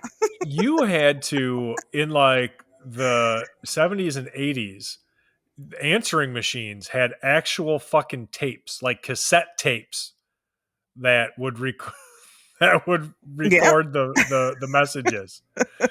So, and I thought it was such a big deal when we finally got voicemail, because it was like, oh, finally, if one of my friends calls and I'm not home, I'll know. Yep. Because otherwise there was no way to know. You'd have no idea, and it was certainly a time to be alive. Eventually, I should have looked it up. Eventually, if you didn't have caller ID and you didn't have voicemail, you did have the option to star 69. Remember that? Remember star 69 back in the day? Sure. And you could dial star 69 on your phone, and I don't think it told you the last. So what it did was it would call the last phone number that called you. I don't remember if it told you what number that was, or if it just straight connected you to that phone number, and then you were like, oh, it's so and so. Right. So if you weren't able to get to the phone, you're in the shower or something, and it's ringing, and you don't have caller ID, you don't have voicemail, and you're like, oh shit, I wonder who that was. You pick up the phone, you star 69, and it's your best friend Joey or whatever. Right. Like, oh, God hey. damn it, Joey! You know when I'm taking a shower. It's the same time every day. Every day, Joey. Come on. But he just wanted to make sure that you were catching what was happening on the live broadcast on TV, because if you weren't watching it right in that moment, you weren't going to fucking see it again, unless there was potentially a rerun, because that's life. It was primitive. It's true. You had to plan your whole life around catching the new X-Files. Yeah, right. You had to. I mean, you saw it or you're shit out of luck, because it's gone. I hope one of your friends recorded it, because you could do that. You could put a physical tape in your VCR and record something on television. But none of that was happening back in the 1950s. It's true. That was quite a digression. Those luxuries. So, So who the fuck knows who was calling Bender? It probably was Gray Barker, because he did that type of thing. So that's the point. Could have been. Transitioning into the Mothman stuff. I only personally wanted to share a very specific encounter. But let's talk about kind of the climate at the time of what's going on in roughly Point Pleasant, West Virginia, right during 66 to 67. The famous, oh my God, Scarberry mallet sighting happens, and it blows up in the news, and people catch Mothmania. I'm not going to go over that encounter. If you guys really want another Mothman episode, and you always say that you do, we'll rehash it again for you one day. But that happens. It blows up in the media. People catch Mothmania, and everybody's talking about the bird, right? And not just the bird. People start talking about strange characters that are popping up in town that they don't recognize. This is a small town in West Virginia. They know everybody. And so you've got all these weird people, to the point to where the Mothman Prophecies book opens up with John Keel sharing an experience he had where his car broke down in that area. He goes to a couple's house, knocks on their door, and they were very fucking weird with him and didn't really trust him, because you had all these weird characters popping up everywhere. And John Keel himself says that people started to think that he was a Men in Black. Right. So, and okay, fine. You've got these weird rumors, and the small town folk don't know who you are. I get it. And you're different from them. John Keel wasn't the only person chasing these Mothman stories at the time. As a matter of fact, it was an Ohio reporter who even coined the term Mothman to begin with. You had people coming from all over to document this. And the way that journalism works and reporters work is that they're a lot like salesmen. Like, they're very nosy. They don't really take no for an answer. They're very pushy. Well, you have to be outgoing to do that. Right. So, there were a lot of strange characters at the time. I'm not going to get into John Keel's experiences quite yet, but we're going to talk about Connie Carpenter. Okay. Because I think it is important to talk about this. Connie Carpenter was one of the original Mothman witnesses. And after having this encounter, she was walking home from school one day, and she was stopped by a black car with two men wearing all black. And they get out of the car, and they start trying to abduct her. They were trying to force her into the vehicle. And Connie was able to break away from them and ran all the way home. And even after she had ran home, she locked herself in, and a note was slipped under the door. And it said, basically, be careful. I can still get you, my pretty. And this whole experience scared Connie to the point to where she is still alive, will not talk about it anymore. Her husband has spoken about it and kind of shared her story, but she will not publicly come out and talk to anybody about it. As a matter of fact, her husband was at the Mothman Museum kind of recently, like sometime this year, which he hadn't really made an appearance for a long time, but he was down there talking about her story. And, Connie is an interesting case because she's got, first of all, she's got the Mothman sighting. We're going to talk about this. Connie ended up developing conjunctivitis during her Mothman encounter, and then goes on to have this weird Men in Black encounter. And then from there continues on and doesn't really talk about it ever since. I think. So, go ahead. I was going to say, okay, but we got to back up for a second because the account I'm familiar with of her abduction goes, it's similar, but not entirely the same. So, and this is from the Mothman Prophecies. So, she's a student, and let's see, February 22nd, 1967, around 8:15 a.m. She's setting out to walk to school after her husband Keith had already left for work. And as she's walking along, there's this remarkably well-kept, black 1949 Buick that pulls up alongside her. So she looks inside, and sitting in the car's remarkably clean interior was what she would describe as a clean-cut young man of about 25 who was wearing a colorful mod shirt, no jacket, despite it being cold out, which we'll see is a recurring theme with, quote unquote, like MIBs. You're inappropriate, right? Always. Yeah.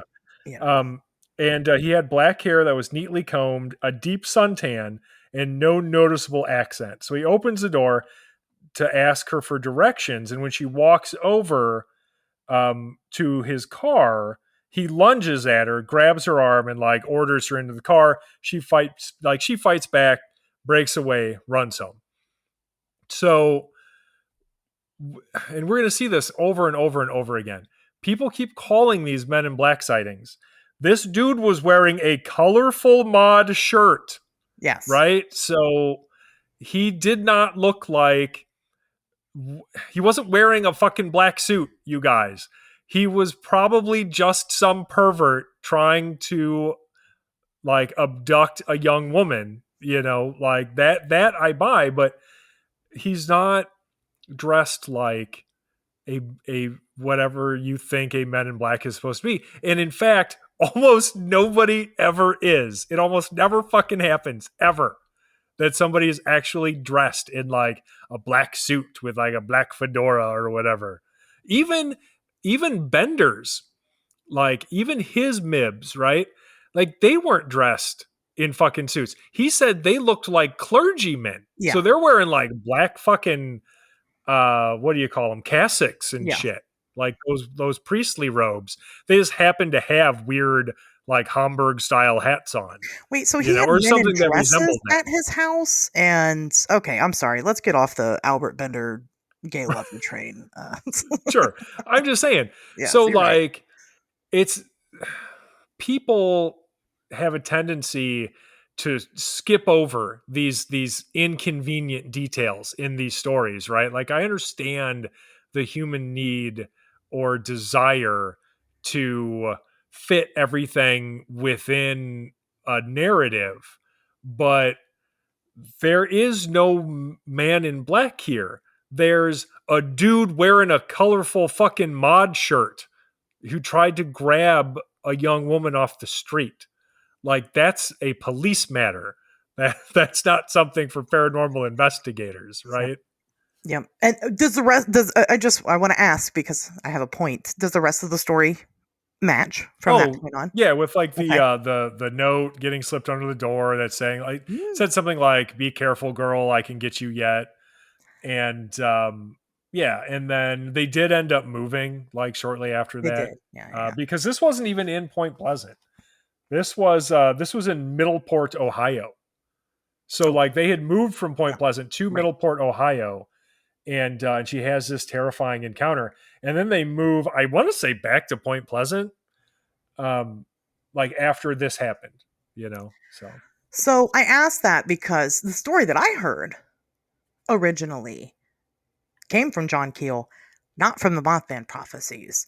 And the story that I heard was that, all of that, the car, the two guys that tried to grab her, that she ran home, and he slipped the note under the door and said, "Be careful, girl, because I can still get you and your baby." And there was no way that anybody else knew. Connie herself did not even know that she was pregnant at the time of that encounter. Where did this story come from? That's the story that Keel started telling everybody during. So I heard it on a recording of one of his talks on YouTube. I'll try to find it. I'm sure I can still find it. But that's the story he started telling people going forward after the Mothman prophecies had come out. That's the one he would give in person. Weird. Yeah. No, it's not. That's fucking horseshit. Is it weird, Tobias? Is it really? Is that really weird? I wish it was weird. I wish it was. I wish I could be like, oh no, it's probably the Mandela effect or something. But no, it's just him embellishing a fucking story to make it even more wild and outrageous and fucking interesting. God damn it. Yeah. The Connie Carpenter story is what drove me to stop taking John Keel at face value and start really digging into what he said. Yeah. It was because that was such a stark difference. Because of course, when I first heard it, and I was very new to all this, I was like, "Oh my god, that's insane that happened. That's crazy." Right. And then continued to dig further into it and found that was not what was. Well, I didn't dig further into it. Just when I read Mothman prophecies and read the original, I was like, "Wait a minute, right? Hold on." Right. Did he just expect no one to ever put that together? Like that's wild to me. I mean, even if so, and also Gray Barker then turned around and sold it and used it. Like that was Gray Barker's version of it. And he said, so what he said was at the time that he was writing Mothman prophecies, it was in his notes and he just kind of omitted it because of time or whatever. And then he's just changed the story entirely. It wouldn't have it would not have saved any space to make those changes. No. That's fucking bullshit. That makes no sense. So anyway. All right. Well.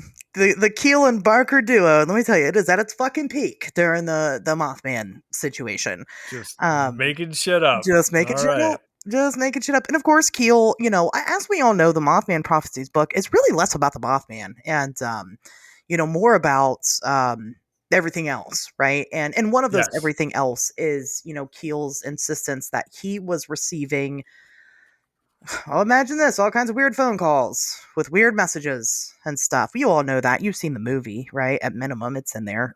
Oh, yeah. Of course, he's getting letters, which, that is also something Gray Barker would do a lot. All of that shit can easily be explained by Gray Barker just playing pranks. And like, that's not something that we're just pulling out of the ether. Like that's actually like backed up by letters that have survived in like either personal collections or otherwise been archived, where you can see the correspondence between Keel and Barker talking about things like some of these mysterious fucking phone calls. And, Barker more or less admits like, okay, well, yeah, maybe I did do it, but if I did, I don't remember it. So there's still a mystery there, like that kind of shit. It's just, come on. Like, we don't need to be as obsessed with these guys' weird fucking friendship as we currently are in 2025. Like everything in the Mothman prophecies that isn't a fucking Mothman sighting can safely be ignored. I'll just say that. Well, and also, and these are basically Keel's words, but let me tell you. So he's like, I'm getting these weird phone calls, and also, I know that they're weird phone calls, and I know that they're coming from these weird entities because there are, again, Keel, Oriental people that are always working on the phone lines out here, and could you imagine Orientals in our nice West Virginia neighborhood? Never.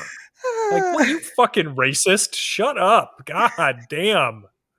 And heavily during Keel's time, this is where the Men in Black, this is mostly where the Men in Black are now olive-skinned. And for some reason, I have seen people take olive-skinned and take it literally, which is like racist in and of itself, that these people actually had green skin. No, chuckle fucks. Olive skin is a type of skin color that's different, people, different people of color tend to have. Google it. Right. It doesn't mean that they Right. actually had fucking green skin. Whatever. Anyway, I can't believe I have to say that, but my God, I know. the bullshit is rampant. But he's mostly saying that these olive-skinned Orientals they don't belong here. And so therefore they must be attributed to this. And it's not, I mean, he is getting reports from people, and they probably are having weird people that they don't recognize show up, asking them questions about their sightings, asking them questions about the stories, right? The general area. But we have no way, we cannot prove that these people were not also just fucking John Keels coming in trying to investigate and get or just regular reporters trying to get the story. We don't know that. 100%. And I'm not coming out and saying that John Keel is definitively a racist. I don't know him nearly well enough to say that. But what I am saying is that it is racist to see any person of color and just decide that they don't belong where you're seeing them, if where you're seeing them is just on the street of your town. Yeah. Like, that's fucked up. Like, Right. That's real weird. Like, don't be like that. Okay. So like, that shit is just beyond the pale for me. Even at the time when this was happening in the late 60s, there's plenty of people in America who would have been like, oh, wow, dude, that's real racist. Like, come on, man. We got fucking Sulu on television now, like, Asian people can be places. It's not weird. Okay. Like, what the fuck, man? You're like, I don't want to hear it.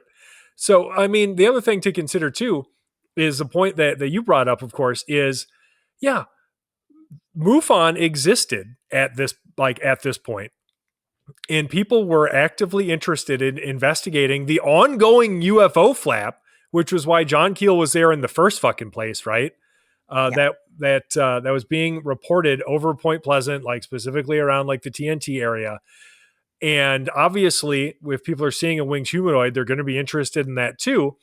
And if there is one thing I know well, it is awkward nerds. Being one and being friends with many, many more. And the idea that it is just impossible that some awkward nerds came into town because they were actually really interested in UFOs, because awkward nerds, and were just generally uncomfortable around people and didn't really know how to conduct themselves and would awkwardly fidget with things like pens and stuff, because they didn't want to have to make, like, they're trying not to make eye contact with strangers or something. Like, that shit is so much more obviously what really happened, as far as I'm concerned, than any of the weird explanations, that I don't understand why in the year of our Lord 2025 I even have to say it. Like, it should just be obvious to people. Like, my God, Yeah, there was nothing inherently strange about any of that on its own. I suppose when you want to try to add them all together, it can appear strange, but there's still very logical explanations for all of that. The phone calls, the letters, the the people of color infringing on this white American town, I guess. Right. Can you even believe it? How could such a thing happen? It must be ultra terrestrials. How dare they? Connie Carpenter and her weird abduction story. I mean, like Tobias pointed out, this is was a police matter. We have no way to know that is tied at all to what happens to her Mothman sighting. Right. It's not like they were like, we're here, we're the men in black. They didn't even mention, her sighting at all to her. They just tried to get her in the fucking car, and that was that, So, just saying. Anyway. Bubba Wallace here from 2311 Racing. Funny thing about being fast, you end up waiting a lot.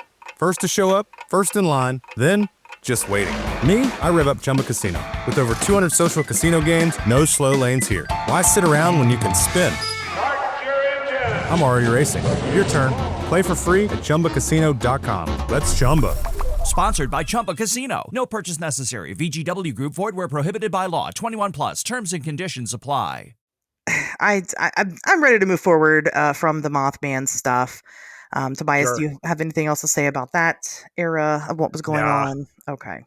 I feel good about it. Like I feel good about what I've said so far. Yeah. I mean, people are going to yell at me for even intimating that anything John Keel could have possibly thought or said was even racism adjacent. But look, guys, it is what it is. All right. Yeah, it is what it is. I've still got two more kind of characters and time periods that I want to kind of touch on here. We're going to switch over to Danny Gordon and the Withville, Virginia UFO flap in the 1970s. So Danny Gordon is I have a whole episode on this too, if you guys want to go back and listen to it. Danny Gordon at the time is a radio DJ, radio personality in Withville, Virginia, around that time period in the 70s. And he does like a news segment, kind of like what we do. It's not necessarily weird news. He's just talking about things that are going on at the time. And he comes across something on the police docket that is a UFO sighting that people had in the area. So from there, people start calling into the radio station, and they are now giving Danny Gordon their UFO stories. And they just keep coming in and keep coming in. It was so overwhelming. At one point, I think they had to shut the phones off because they just were getting so many reports. And this kind of turned into a big thing. The Withville UFO situation, I mean, it was almost like clockwork. You could go out to this spot at this time on this day and you would see UFOs. Danny Gordon kind of challenged that a little bit, went out there, took some photos of the craft, which you can go look up, just Google Danny Gordon UFO and you'll find them. And, kind of became the John Keel of the Withville UFO flap, right? He became the guy, the gray marker of the, or whatever. This was his thing now. And he was kind of the lead of this story of this, developing story that was happening. And so as he continues to research these topics, he starts getting weird phone calls. And the weird phone calls are not threatening per se. It's actually somebody who's like, look, I'm on your side. I've been in your position. If you don't stop talking about this stuff, something really bad is going to happen to you. And I know that because it happened to me. They killed my son, I think is what they said. Whoa. Somebody's son was threatened at one point. I believe it was the caller's, but the caller was very empathetic because he had been the victim of a similar situation. And Danny's like, okay, whatever. Danny Gordon had this very specific event where he had two reporters show up that claimed to be from out of town, and they show up to his house. They want to talk about the UFOs with him and see the pictures, of course. And he's like, yeah, absolutely. So he talks with them for about 45 minutes. They just ask him a bunch of questions. They ask to see the pictures. He's like, sure. He shows them and they go on about their life. Well, they didn't, he was kind of thinking about it a couple of weeks later and was like, I wonder when that article is going to come out. And he called the publication that he was supposedly interviewed for, come to find out that the two reporters that interviewed him didn't work for this company. Didn't exist. At some point, Danny, he started getting increasingly ill, and he ended up having like a massive heart attack. And, his doctor, because he was having all this illness, his doctor kept saying, well, it's the stress of all the UFO stuff. And, you need to just stop with that. It's killing you. It's killing you. Then he has this major heart attack. And then Danny Gordon, after he recovers from his heart attack, did not talk about UFOs for many, many years after that, until he started showing up at the Whitville UFO Festival, where he was very much sharing his story about UFOs and his pictures. Oh yeah, there was also an incident where his house was like broken into and ransacked, and they had actually taken the photos. They had stolen the photos from him. Thankfully, he still had like the negative, so he was able to get more. But some really interesting. I think that one is a really interesting case. Because I don't see that it's because it's not tied to Gray Barker and it's not tied to John Keel. Like, it is definitely its own standalone situation. And I wouldn't have even known about this had it not been for fucking Robin and Brian Van Hoos that put on the Whitville UFO Festival every year. I'd never heard of it before that point. Not to say that it didn't get some media attention. It definitely did. But it's a very much forgotten about, not often talked about, especially when it comes to the Men in Black, type of experience. So, Tobias, what's your familiarity with that one? Basically nothing really. I know that you've mentioned it to me before. You've talked to me about that particular reporter and something about that.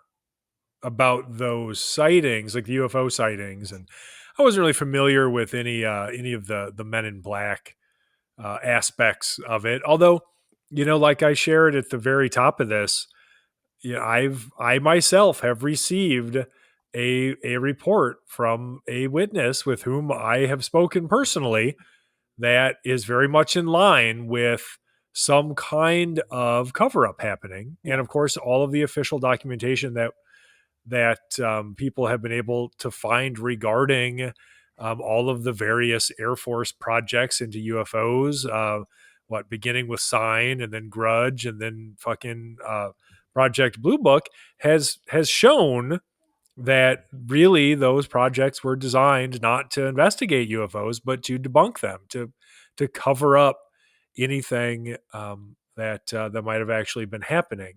So it doesn't surprise me. I really hope that people don't think the takeaway from this episode is that, nothing is happening to anybody and nothing is being covered up.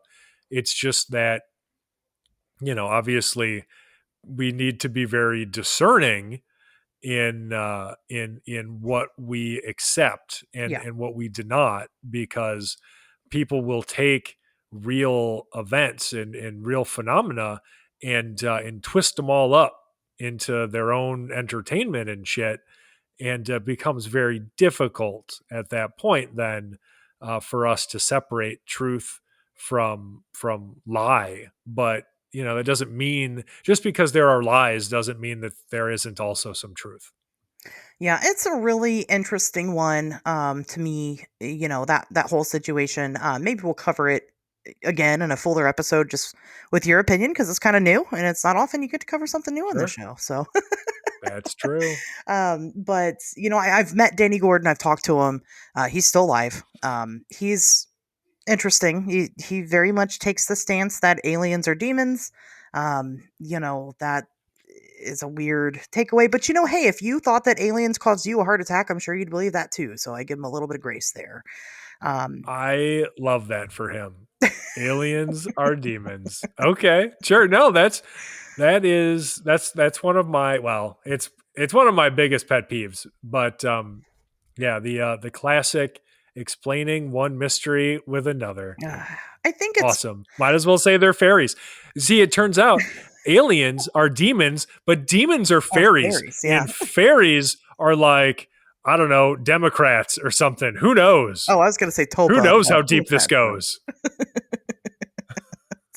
I think it's like one of those things, he's Christian, right? And like, so that he talks a lot about God and Jesus. And I think it's like, that's the only way for him to be able to live in a world with both, with aliens and Jesus, is sure. as if they're demons. Yeah. So he's already got his mind all wrapped up in some weird fantasy, and so he's got to take everything that happens to him and shape it so it fits inside of that fucking mold. Like he has to restrict everything to that paradigm, which all right, that's a choice, man. Yeah, it's a choice. I mean, but I can't take his views on that and totally discredit everything about the Whitfield, because it wasn't just him that was seeing him; it was everybody in town, and he does have some really decent UFO pictures, and the rest I'm not of it. saying there weren't any UFOs present. I'm just saying, and I think we both deal with this all the time when you're talking to a witness. Some, like often they have a particular perspective. They have a perspective shaped by their beliefs and biases and their life experiences. And part of what we have to do, part of our job, is to sort of suss out the truth from that, Right. And that's fine. I'm not trying to talk shit about this guy either. Like, that's fine. I myself find the idea that there might be some sort of immaterial or disincarnate, I guess, aspect to this phenomenon, or really all seemingly paranormal phenomena. Very, very interesting. Like I think that is a fascinating line of inquiry for us to go down, So I'm not discrediting the idea that, UFOs could be tied up in something that people would describe as spiritual. I just think when it gets problematic for me, of course, is when they're trying to explain it within the framework of their own religion, which I think is not objective. It's very small-minded, it's very small-minded thinking. And I was trying to be nice about it. Well, right. He had a weird experience. This is how he's explaining away that experience. Doesn't mean it didn't have a weird experience. Right. It just means that I don't agree with what his theories are. That's it. Yeah, for sure. But anyway, so that one is a really interesting case, where I do think that there probably was something to it. What I find interesting is that the Men in Black went from calling people to threaten them over the phone to potentially being their friend. I don't know. Maybe the caller was a genuine person who really also did experience the same things. But like, to me, I don't know, just the way the story is, it kind of reads like it's the Men in Black and they're pretending to be somebody who went through this to try to get him to stop talking about UFOs. Maybe. We can't rule it out. I want to hear from that guy. Like, what's he doing these days? I want to hear his story. It's true. Maybe he'll take us out for breakfast. Ooh, I'm here for it. You show up at my house. We're getting breakfast. I'm doing it. I love breakfast. Who doesn't? Men in Black, if you are listening, breakfast food is my favorite. Yeah. You should just say we're going to breakfast. I won't even question it. I'll get in your car. Let's go. Got nothing to say to that. Just, yep, of course. And then, of course, the last case that I have that I want to talk about, I don't know if you have more after that, is going to be the tale of Herbert Hopkins. I'm sure you've heard this one. It's a classic. Herbert Hopkins. Herbert Hopkins was a doctor and a hypnotist who, at the time of this event, which was in September of 1976, he was actually working on an abductee case where he was actually conducting regression therapy. And, you had somebody which that whole case is something for, on its own on another day. But, he was trying to help them understand what had happened to them during their missing time. Herbert Hopkins was a really respected person in his area. He was located in, I believe it was Oxford, Maine area. He was a known allergist. He had done a lot of work in different areas of medicine to progress different studies and things. I mean, he was a smart man.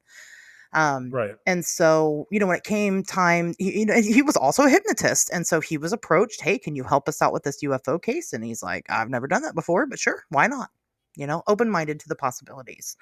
So that's kind of how he's involved in general. As his story goes, he had received a phone call from someone claiming to be the vice president of the New Jersey UFO research organization, wanting to come over and discuss the case. He's in town. He wants to come hang out and talk about, everything he's found so far.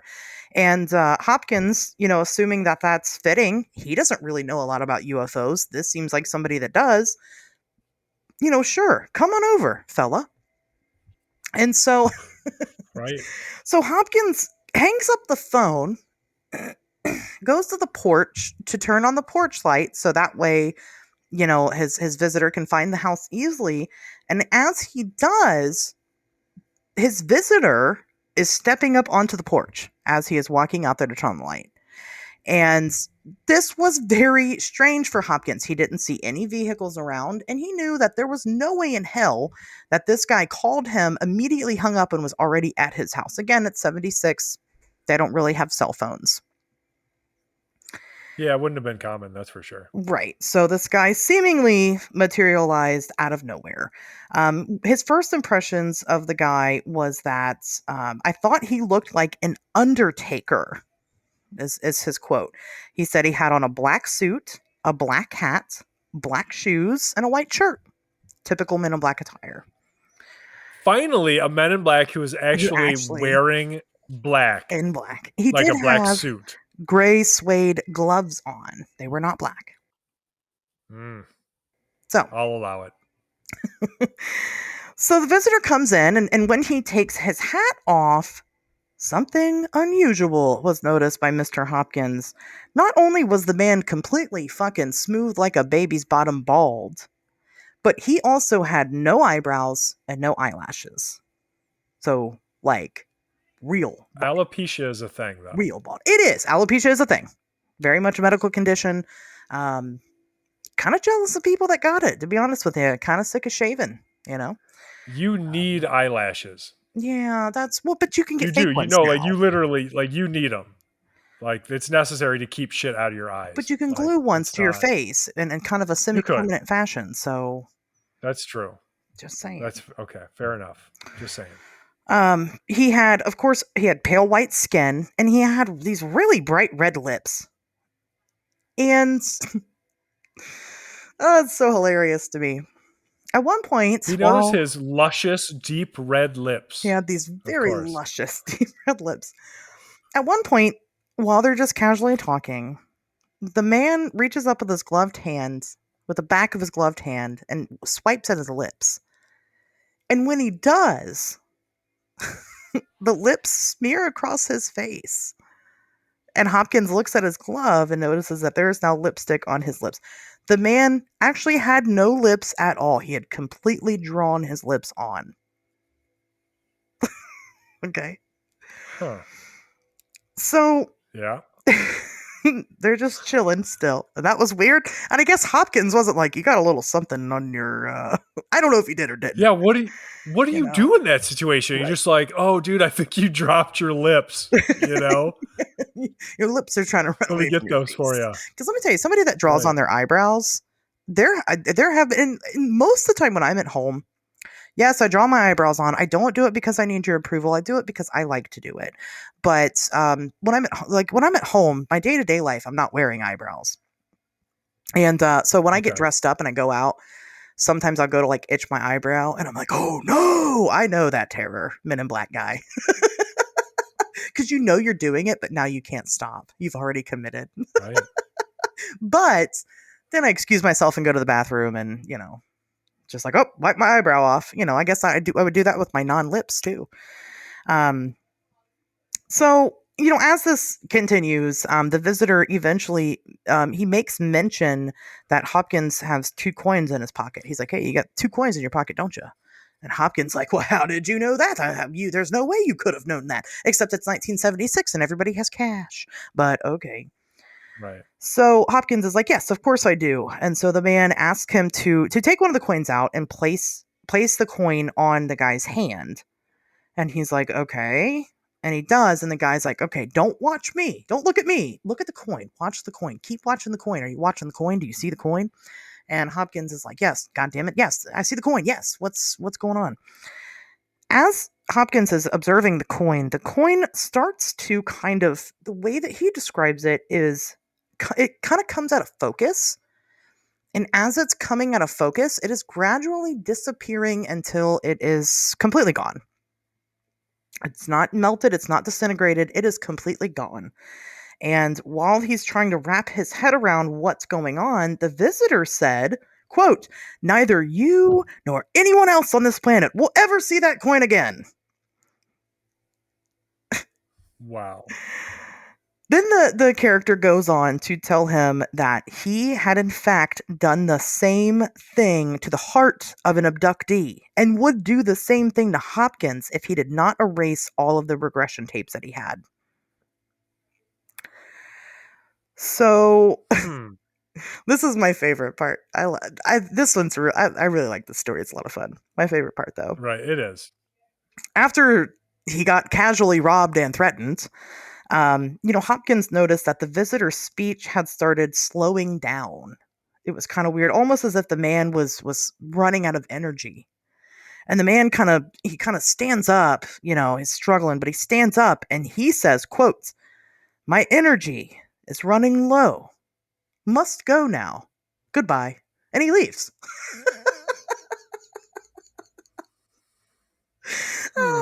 He hobbles out the fucking door. Hopkins did not follow him, but he did say that he did see a light, like in the driveway, like a bluish white light that looked brighter than any car light he had ever seen, and that was it.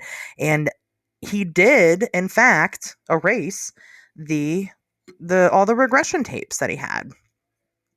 So, and then never worked with UFOs ever again after that. Continued on his life doing allergen stuff, I guess. Well, which is interesting, but his nephew came out later. Yes. Yeah, I don't know if you're probably getting to that. I was getting there.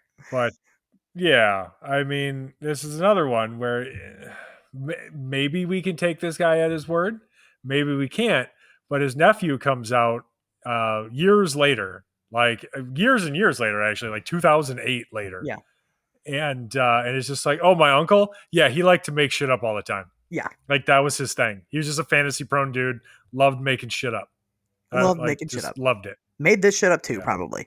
And not just that. He goes on to say that his uncle was like a drunkard. That he was a really pathetic man. Really, I mean, he did say that. Yes, he was kind of a genius. Yes, he was a smart guy, but he was an asshole. And this is all something that you can read. His name's Howard Hopkins. He wrote like a blog post about it, and then hasn't continued because he mentions like other stories that happen with maybe other family members that are also not very credible. But I didn't chase down those stories. I'm curious, but yeah, pretty much says that his uncle completely made it all up, just in a sad attempt at getting some type of attention, which checks out. I mean, I don't know the guy, but it's fucking out there. I don't know. It sounds like a very Men in Black story. I love the stupid Men in Black that like don't know how things work. Right.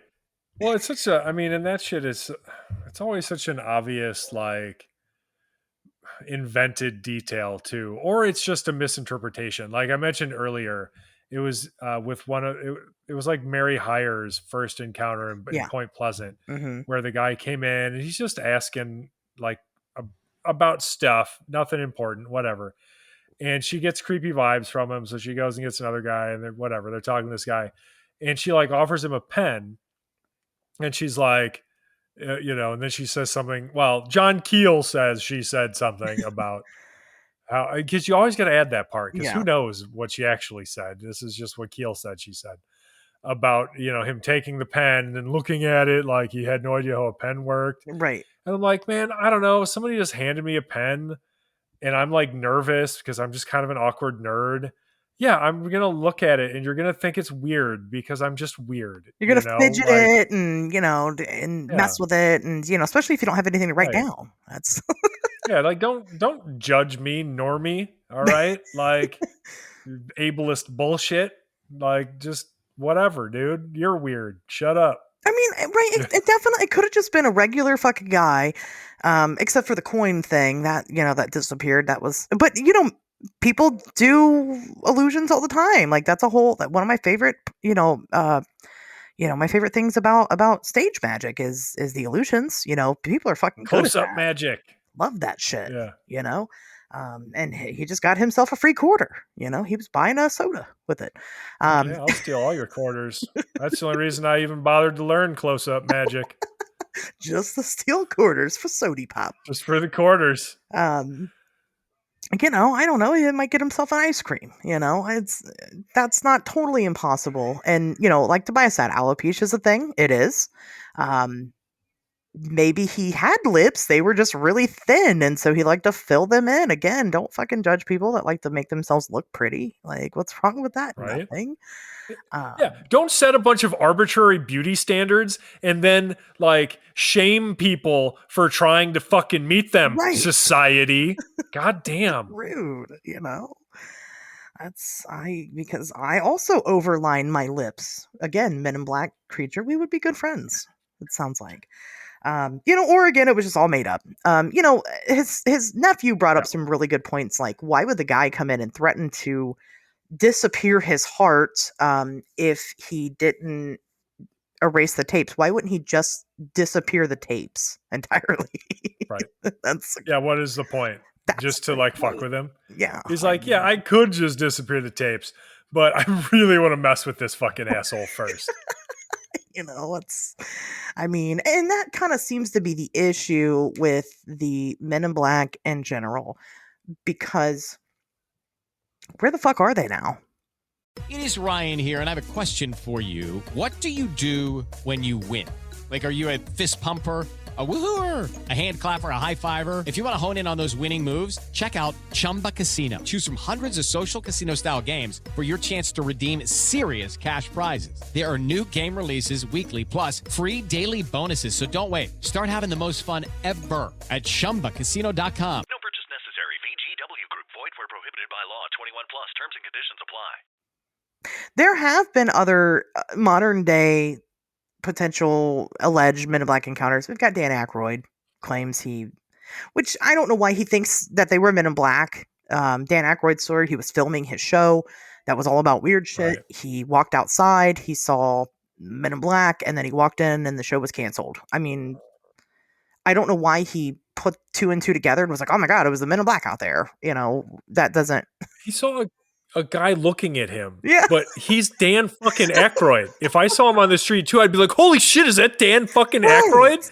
Oh man, I love that guy. And then I'd probably stare at him like a weirdo until he was like, oh dude, that guy's fucking creeped me out, and went inside.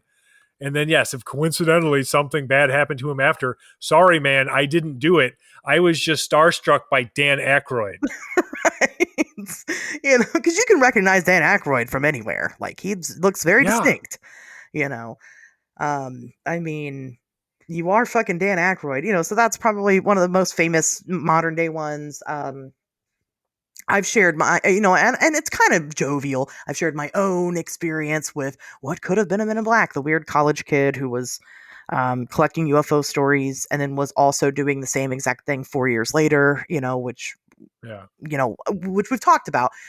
I don't necessarily think it was a Men in Black. It could have been something weird. But again, I'm in Dayton, Ohio, where Wright Pat is. I think that it would kind of make sense for the home of Project Blue Book to have people that are out there collecting civilian stories. Yeah, maybe. I wouldn't even be surprised, Sure.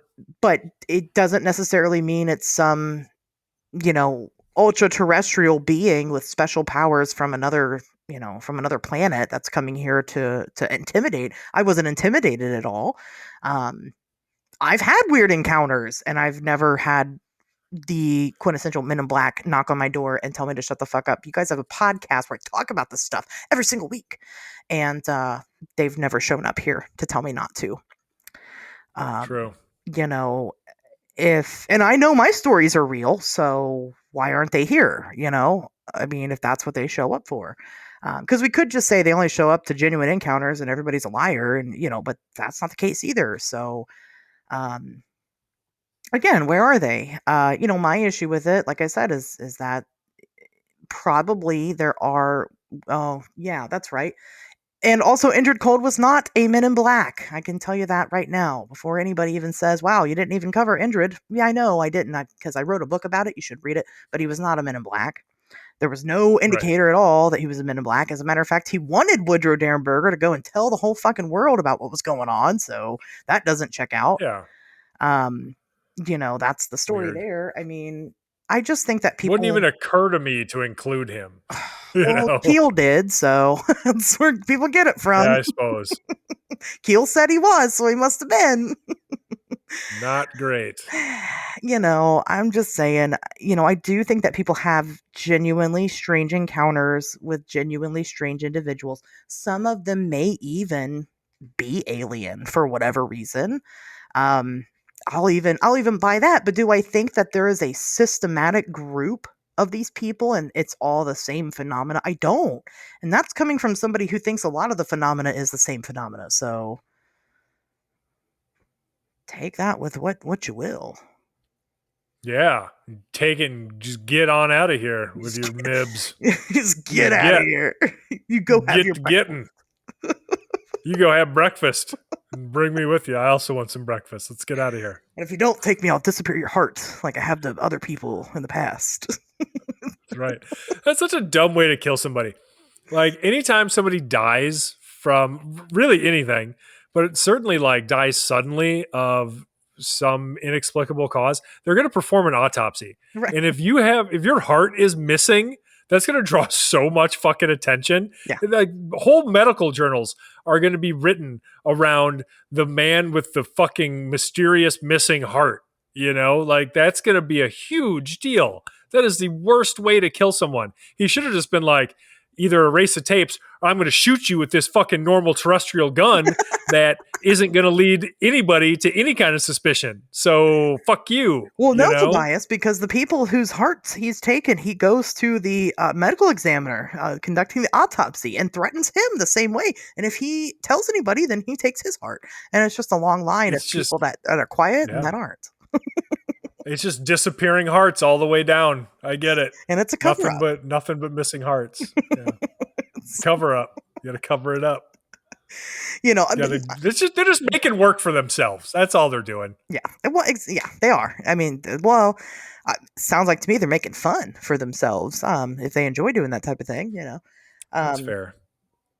There's so much that would have to go into this. First of all, as you can probably tell, at least I hope you caught on, listener, the one big thing about it, because there's more Men in Black stories, but I wanted to showcase ones that are so drastically different from one another. There is really no consistency. The only consistency that appears to be is you better not talk about UFOs. But there's a lot of different people that I could see why they would not want you to talk about UFOs. As far as appearance, abilities, anything else outside of that conversation, it's all different every time. Right. I would like to point out one other consistency that people will hate, but I got to point it out anyway. And that would be fantasy-prone individuals or individuals who are known for making shit up and hoaxing things. Yeah. That's very consistent throughout Men in Black. Yeah, it is. It is. And, again, most of these stories were, are coming directly from, some of those individuals. Gray Barker, John Keel. I mean, guys, don't get me wrong. I don't want you to come and think that we hate Gray Barker or that we hate John Keel. I love reading their stuff. It's super entertaining. They were legitimately entertaining writers. Yep, absolutely. They were good writers. Absolutely. And you can enjoy, bullshitters for the entertainment factor and then take what they've written about. And this is novel and crazy, but you can then go on and actually research their claims from there. You don't have to just take their word for it. I know, right? Isn't that insane? You could dig deeper. and validate or invalidate what it is that they're saying. I know it's a novel concept. I get it, but that's what I did. And guess what? Now I have a podcast talking about this every single week. And you could be like me and have a podcast talking about this every single week and make thousands of dollars with your Patreon, patreon.com/Wednesdays Talk, for all the people that want to support what you do. That's right. All of the really cool people, all the real ones who are signing up for as little as $2 a month to enjoy tons and tons of awesome content. Yeah, $2. And yeah, you get all kinds of really neat stuff. And if you disagree with these opinions, guess what? You can sign up for $5, come to the monthly meeting, and tell me and Tobias both how wrong we are. We'll let you. That's true. Especially if you're giving us money to do it. Hell yeah. Sign me up for that. All mindsets welcome. Or you know what? Better yet, on a real note, maybe you'll give us a different perspective on something and you'll change our minds, because we're both very capable of that as well. Just saying. True. Yeah, I change my mind all the time. All the time. Like, you know. The last time I did this Men in Black episode, I was all for it. I love the Men in Black. I was like, these stories absolutely happen. This is true. There you go. It happened. That's called growth. So, congrats. You know, I like I said, I do think that there is something here somewhere to be dug up. I just can't tell you what. I don't know. Sure. But I can't write it all off as bullshit.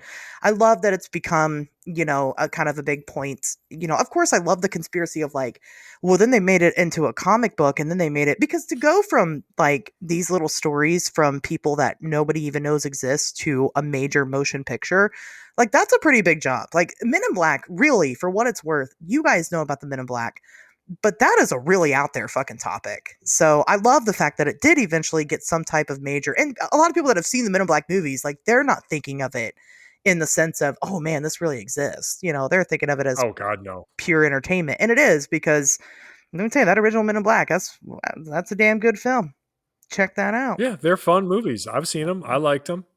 You know, so I mean, but there's the conspiracy that they did this on purpose, because now you can't Google search Men in Black without getting the movies. Like, you will not find information unless you type in like specific terms. The real Men in Black. Yeah, no, that's not fucking real. I watch. I will Google Men in Black right now, and I bet I get a bunch of fucking wackadoo articles about. No way. That have nothing to do with the movie No at way. I don't believe you. Let's see, Men in Black. Okay, there is a bunch of movie stuff. Okay. It's all movie stuff, right? You got to type in like Men in Black real, Men in Black gay Barker. Gray Barker. Oh, what the? Gay Barker. Oof. Okay, but how hard is it to just type in Men in Black real? And then, yeah, you get a bunch of shit about like quote unquote real Men in Black sightings. So that's not any kind of fucking barrier at all. No, I'm not saying that I think this is genuine. I'm just saying people think that there's a conspiracy there as to why Men in Black became a pop those culture people are icon. fucking dumb as shit. And that's bad, and they should feel bad, because you'd have to be a moron to think that. There's just nothing there. You would have to, I mean, in order for that to be true, they'd also do like the Men in Black did in Bender's case, right? Because they're real and that happened, and disappear all the writings about the Men in Black. And you can't do, I mean, nobody has, right? It's all there still. So look, if somebody wants to find a conspiracy in the Men in Black, here it is. I'm going to give it to you right now. If it exists, all it is like every paranormal aspect of it that is being perpetuated endlessly throughout ufology is another exercise in disinformation being put forth by our own intelligence agencies to confuse the issue of UFOs and distract you from anything that's fucking real. That's the conspiracy right there. Men in Black, not real as you conceive of them. All of the mythology that exists is encouraged by people within our own military intelligence agencies who want you chasing your own fucking tail and not actually investigating anything that's real about UFOs. That's the conspiracy. Yeah, You're welcome. I would agree with that. and that it, and that they wouldn't have then made a major motion picture because they want you to read about the Men in Black because they want you to feed into the lore. Yeah, I'd agree with that. Right. For sure. I mean, I don't totally discredit the idea that some of the phenomena, as I call it, may come to you as a human being. But I don't think they're coming to you as a Men in Black human being. I think they're smarter than that and will come to you in a different form. But that's me. That's my own theory. I don't think they would come to you just to out and dress up like a human being just to out themselves to you as being something extraterrestrial, ultra-terrestrial. That's stupid. For what? Well, even if that's happening, it doesn't point to a consistent phenomenon like the Men in Black. It doesn't. I have no problem conceiving of an extra dimensional or extraterrestrial or whatever being as appearing in human guise. For their own reasons, be it to make us more comfortable or try to go unnoticed or something. Sure, fine, great. But I don't think that they're showing up threatening people, telling them to shut up about UFOs. I think the very few instances of that kind of outward cover-up that happens, one, doesn't usually involve threats, and two, again, comes from our own intelligence agencies and official UFO projects in trying to cover up any kind of actual military experimentation or something similar that the government clearly doesn't want people to know about, nor should they want people to know about. Exactly. Yeah. No, I agree. And unfortunately we have the usual, it can't be trusted because the people pushing this stuff can't be trusted because they lied even just more than once, but even just once. That's why it's so important for us to be credible, because when we tell you guys to pay attention to something, we want you to actually pay attention to it. True. I mean, when we're saying, yeah, this is real fucking weird, we want you to take pause and take that seriously. And that should be the goalpost for the entire community. It's not, but it should be, because Gray Barker had the right idea. This Men in Black business, it made him so much fucking money.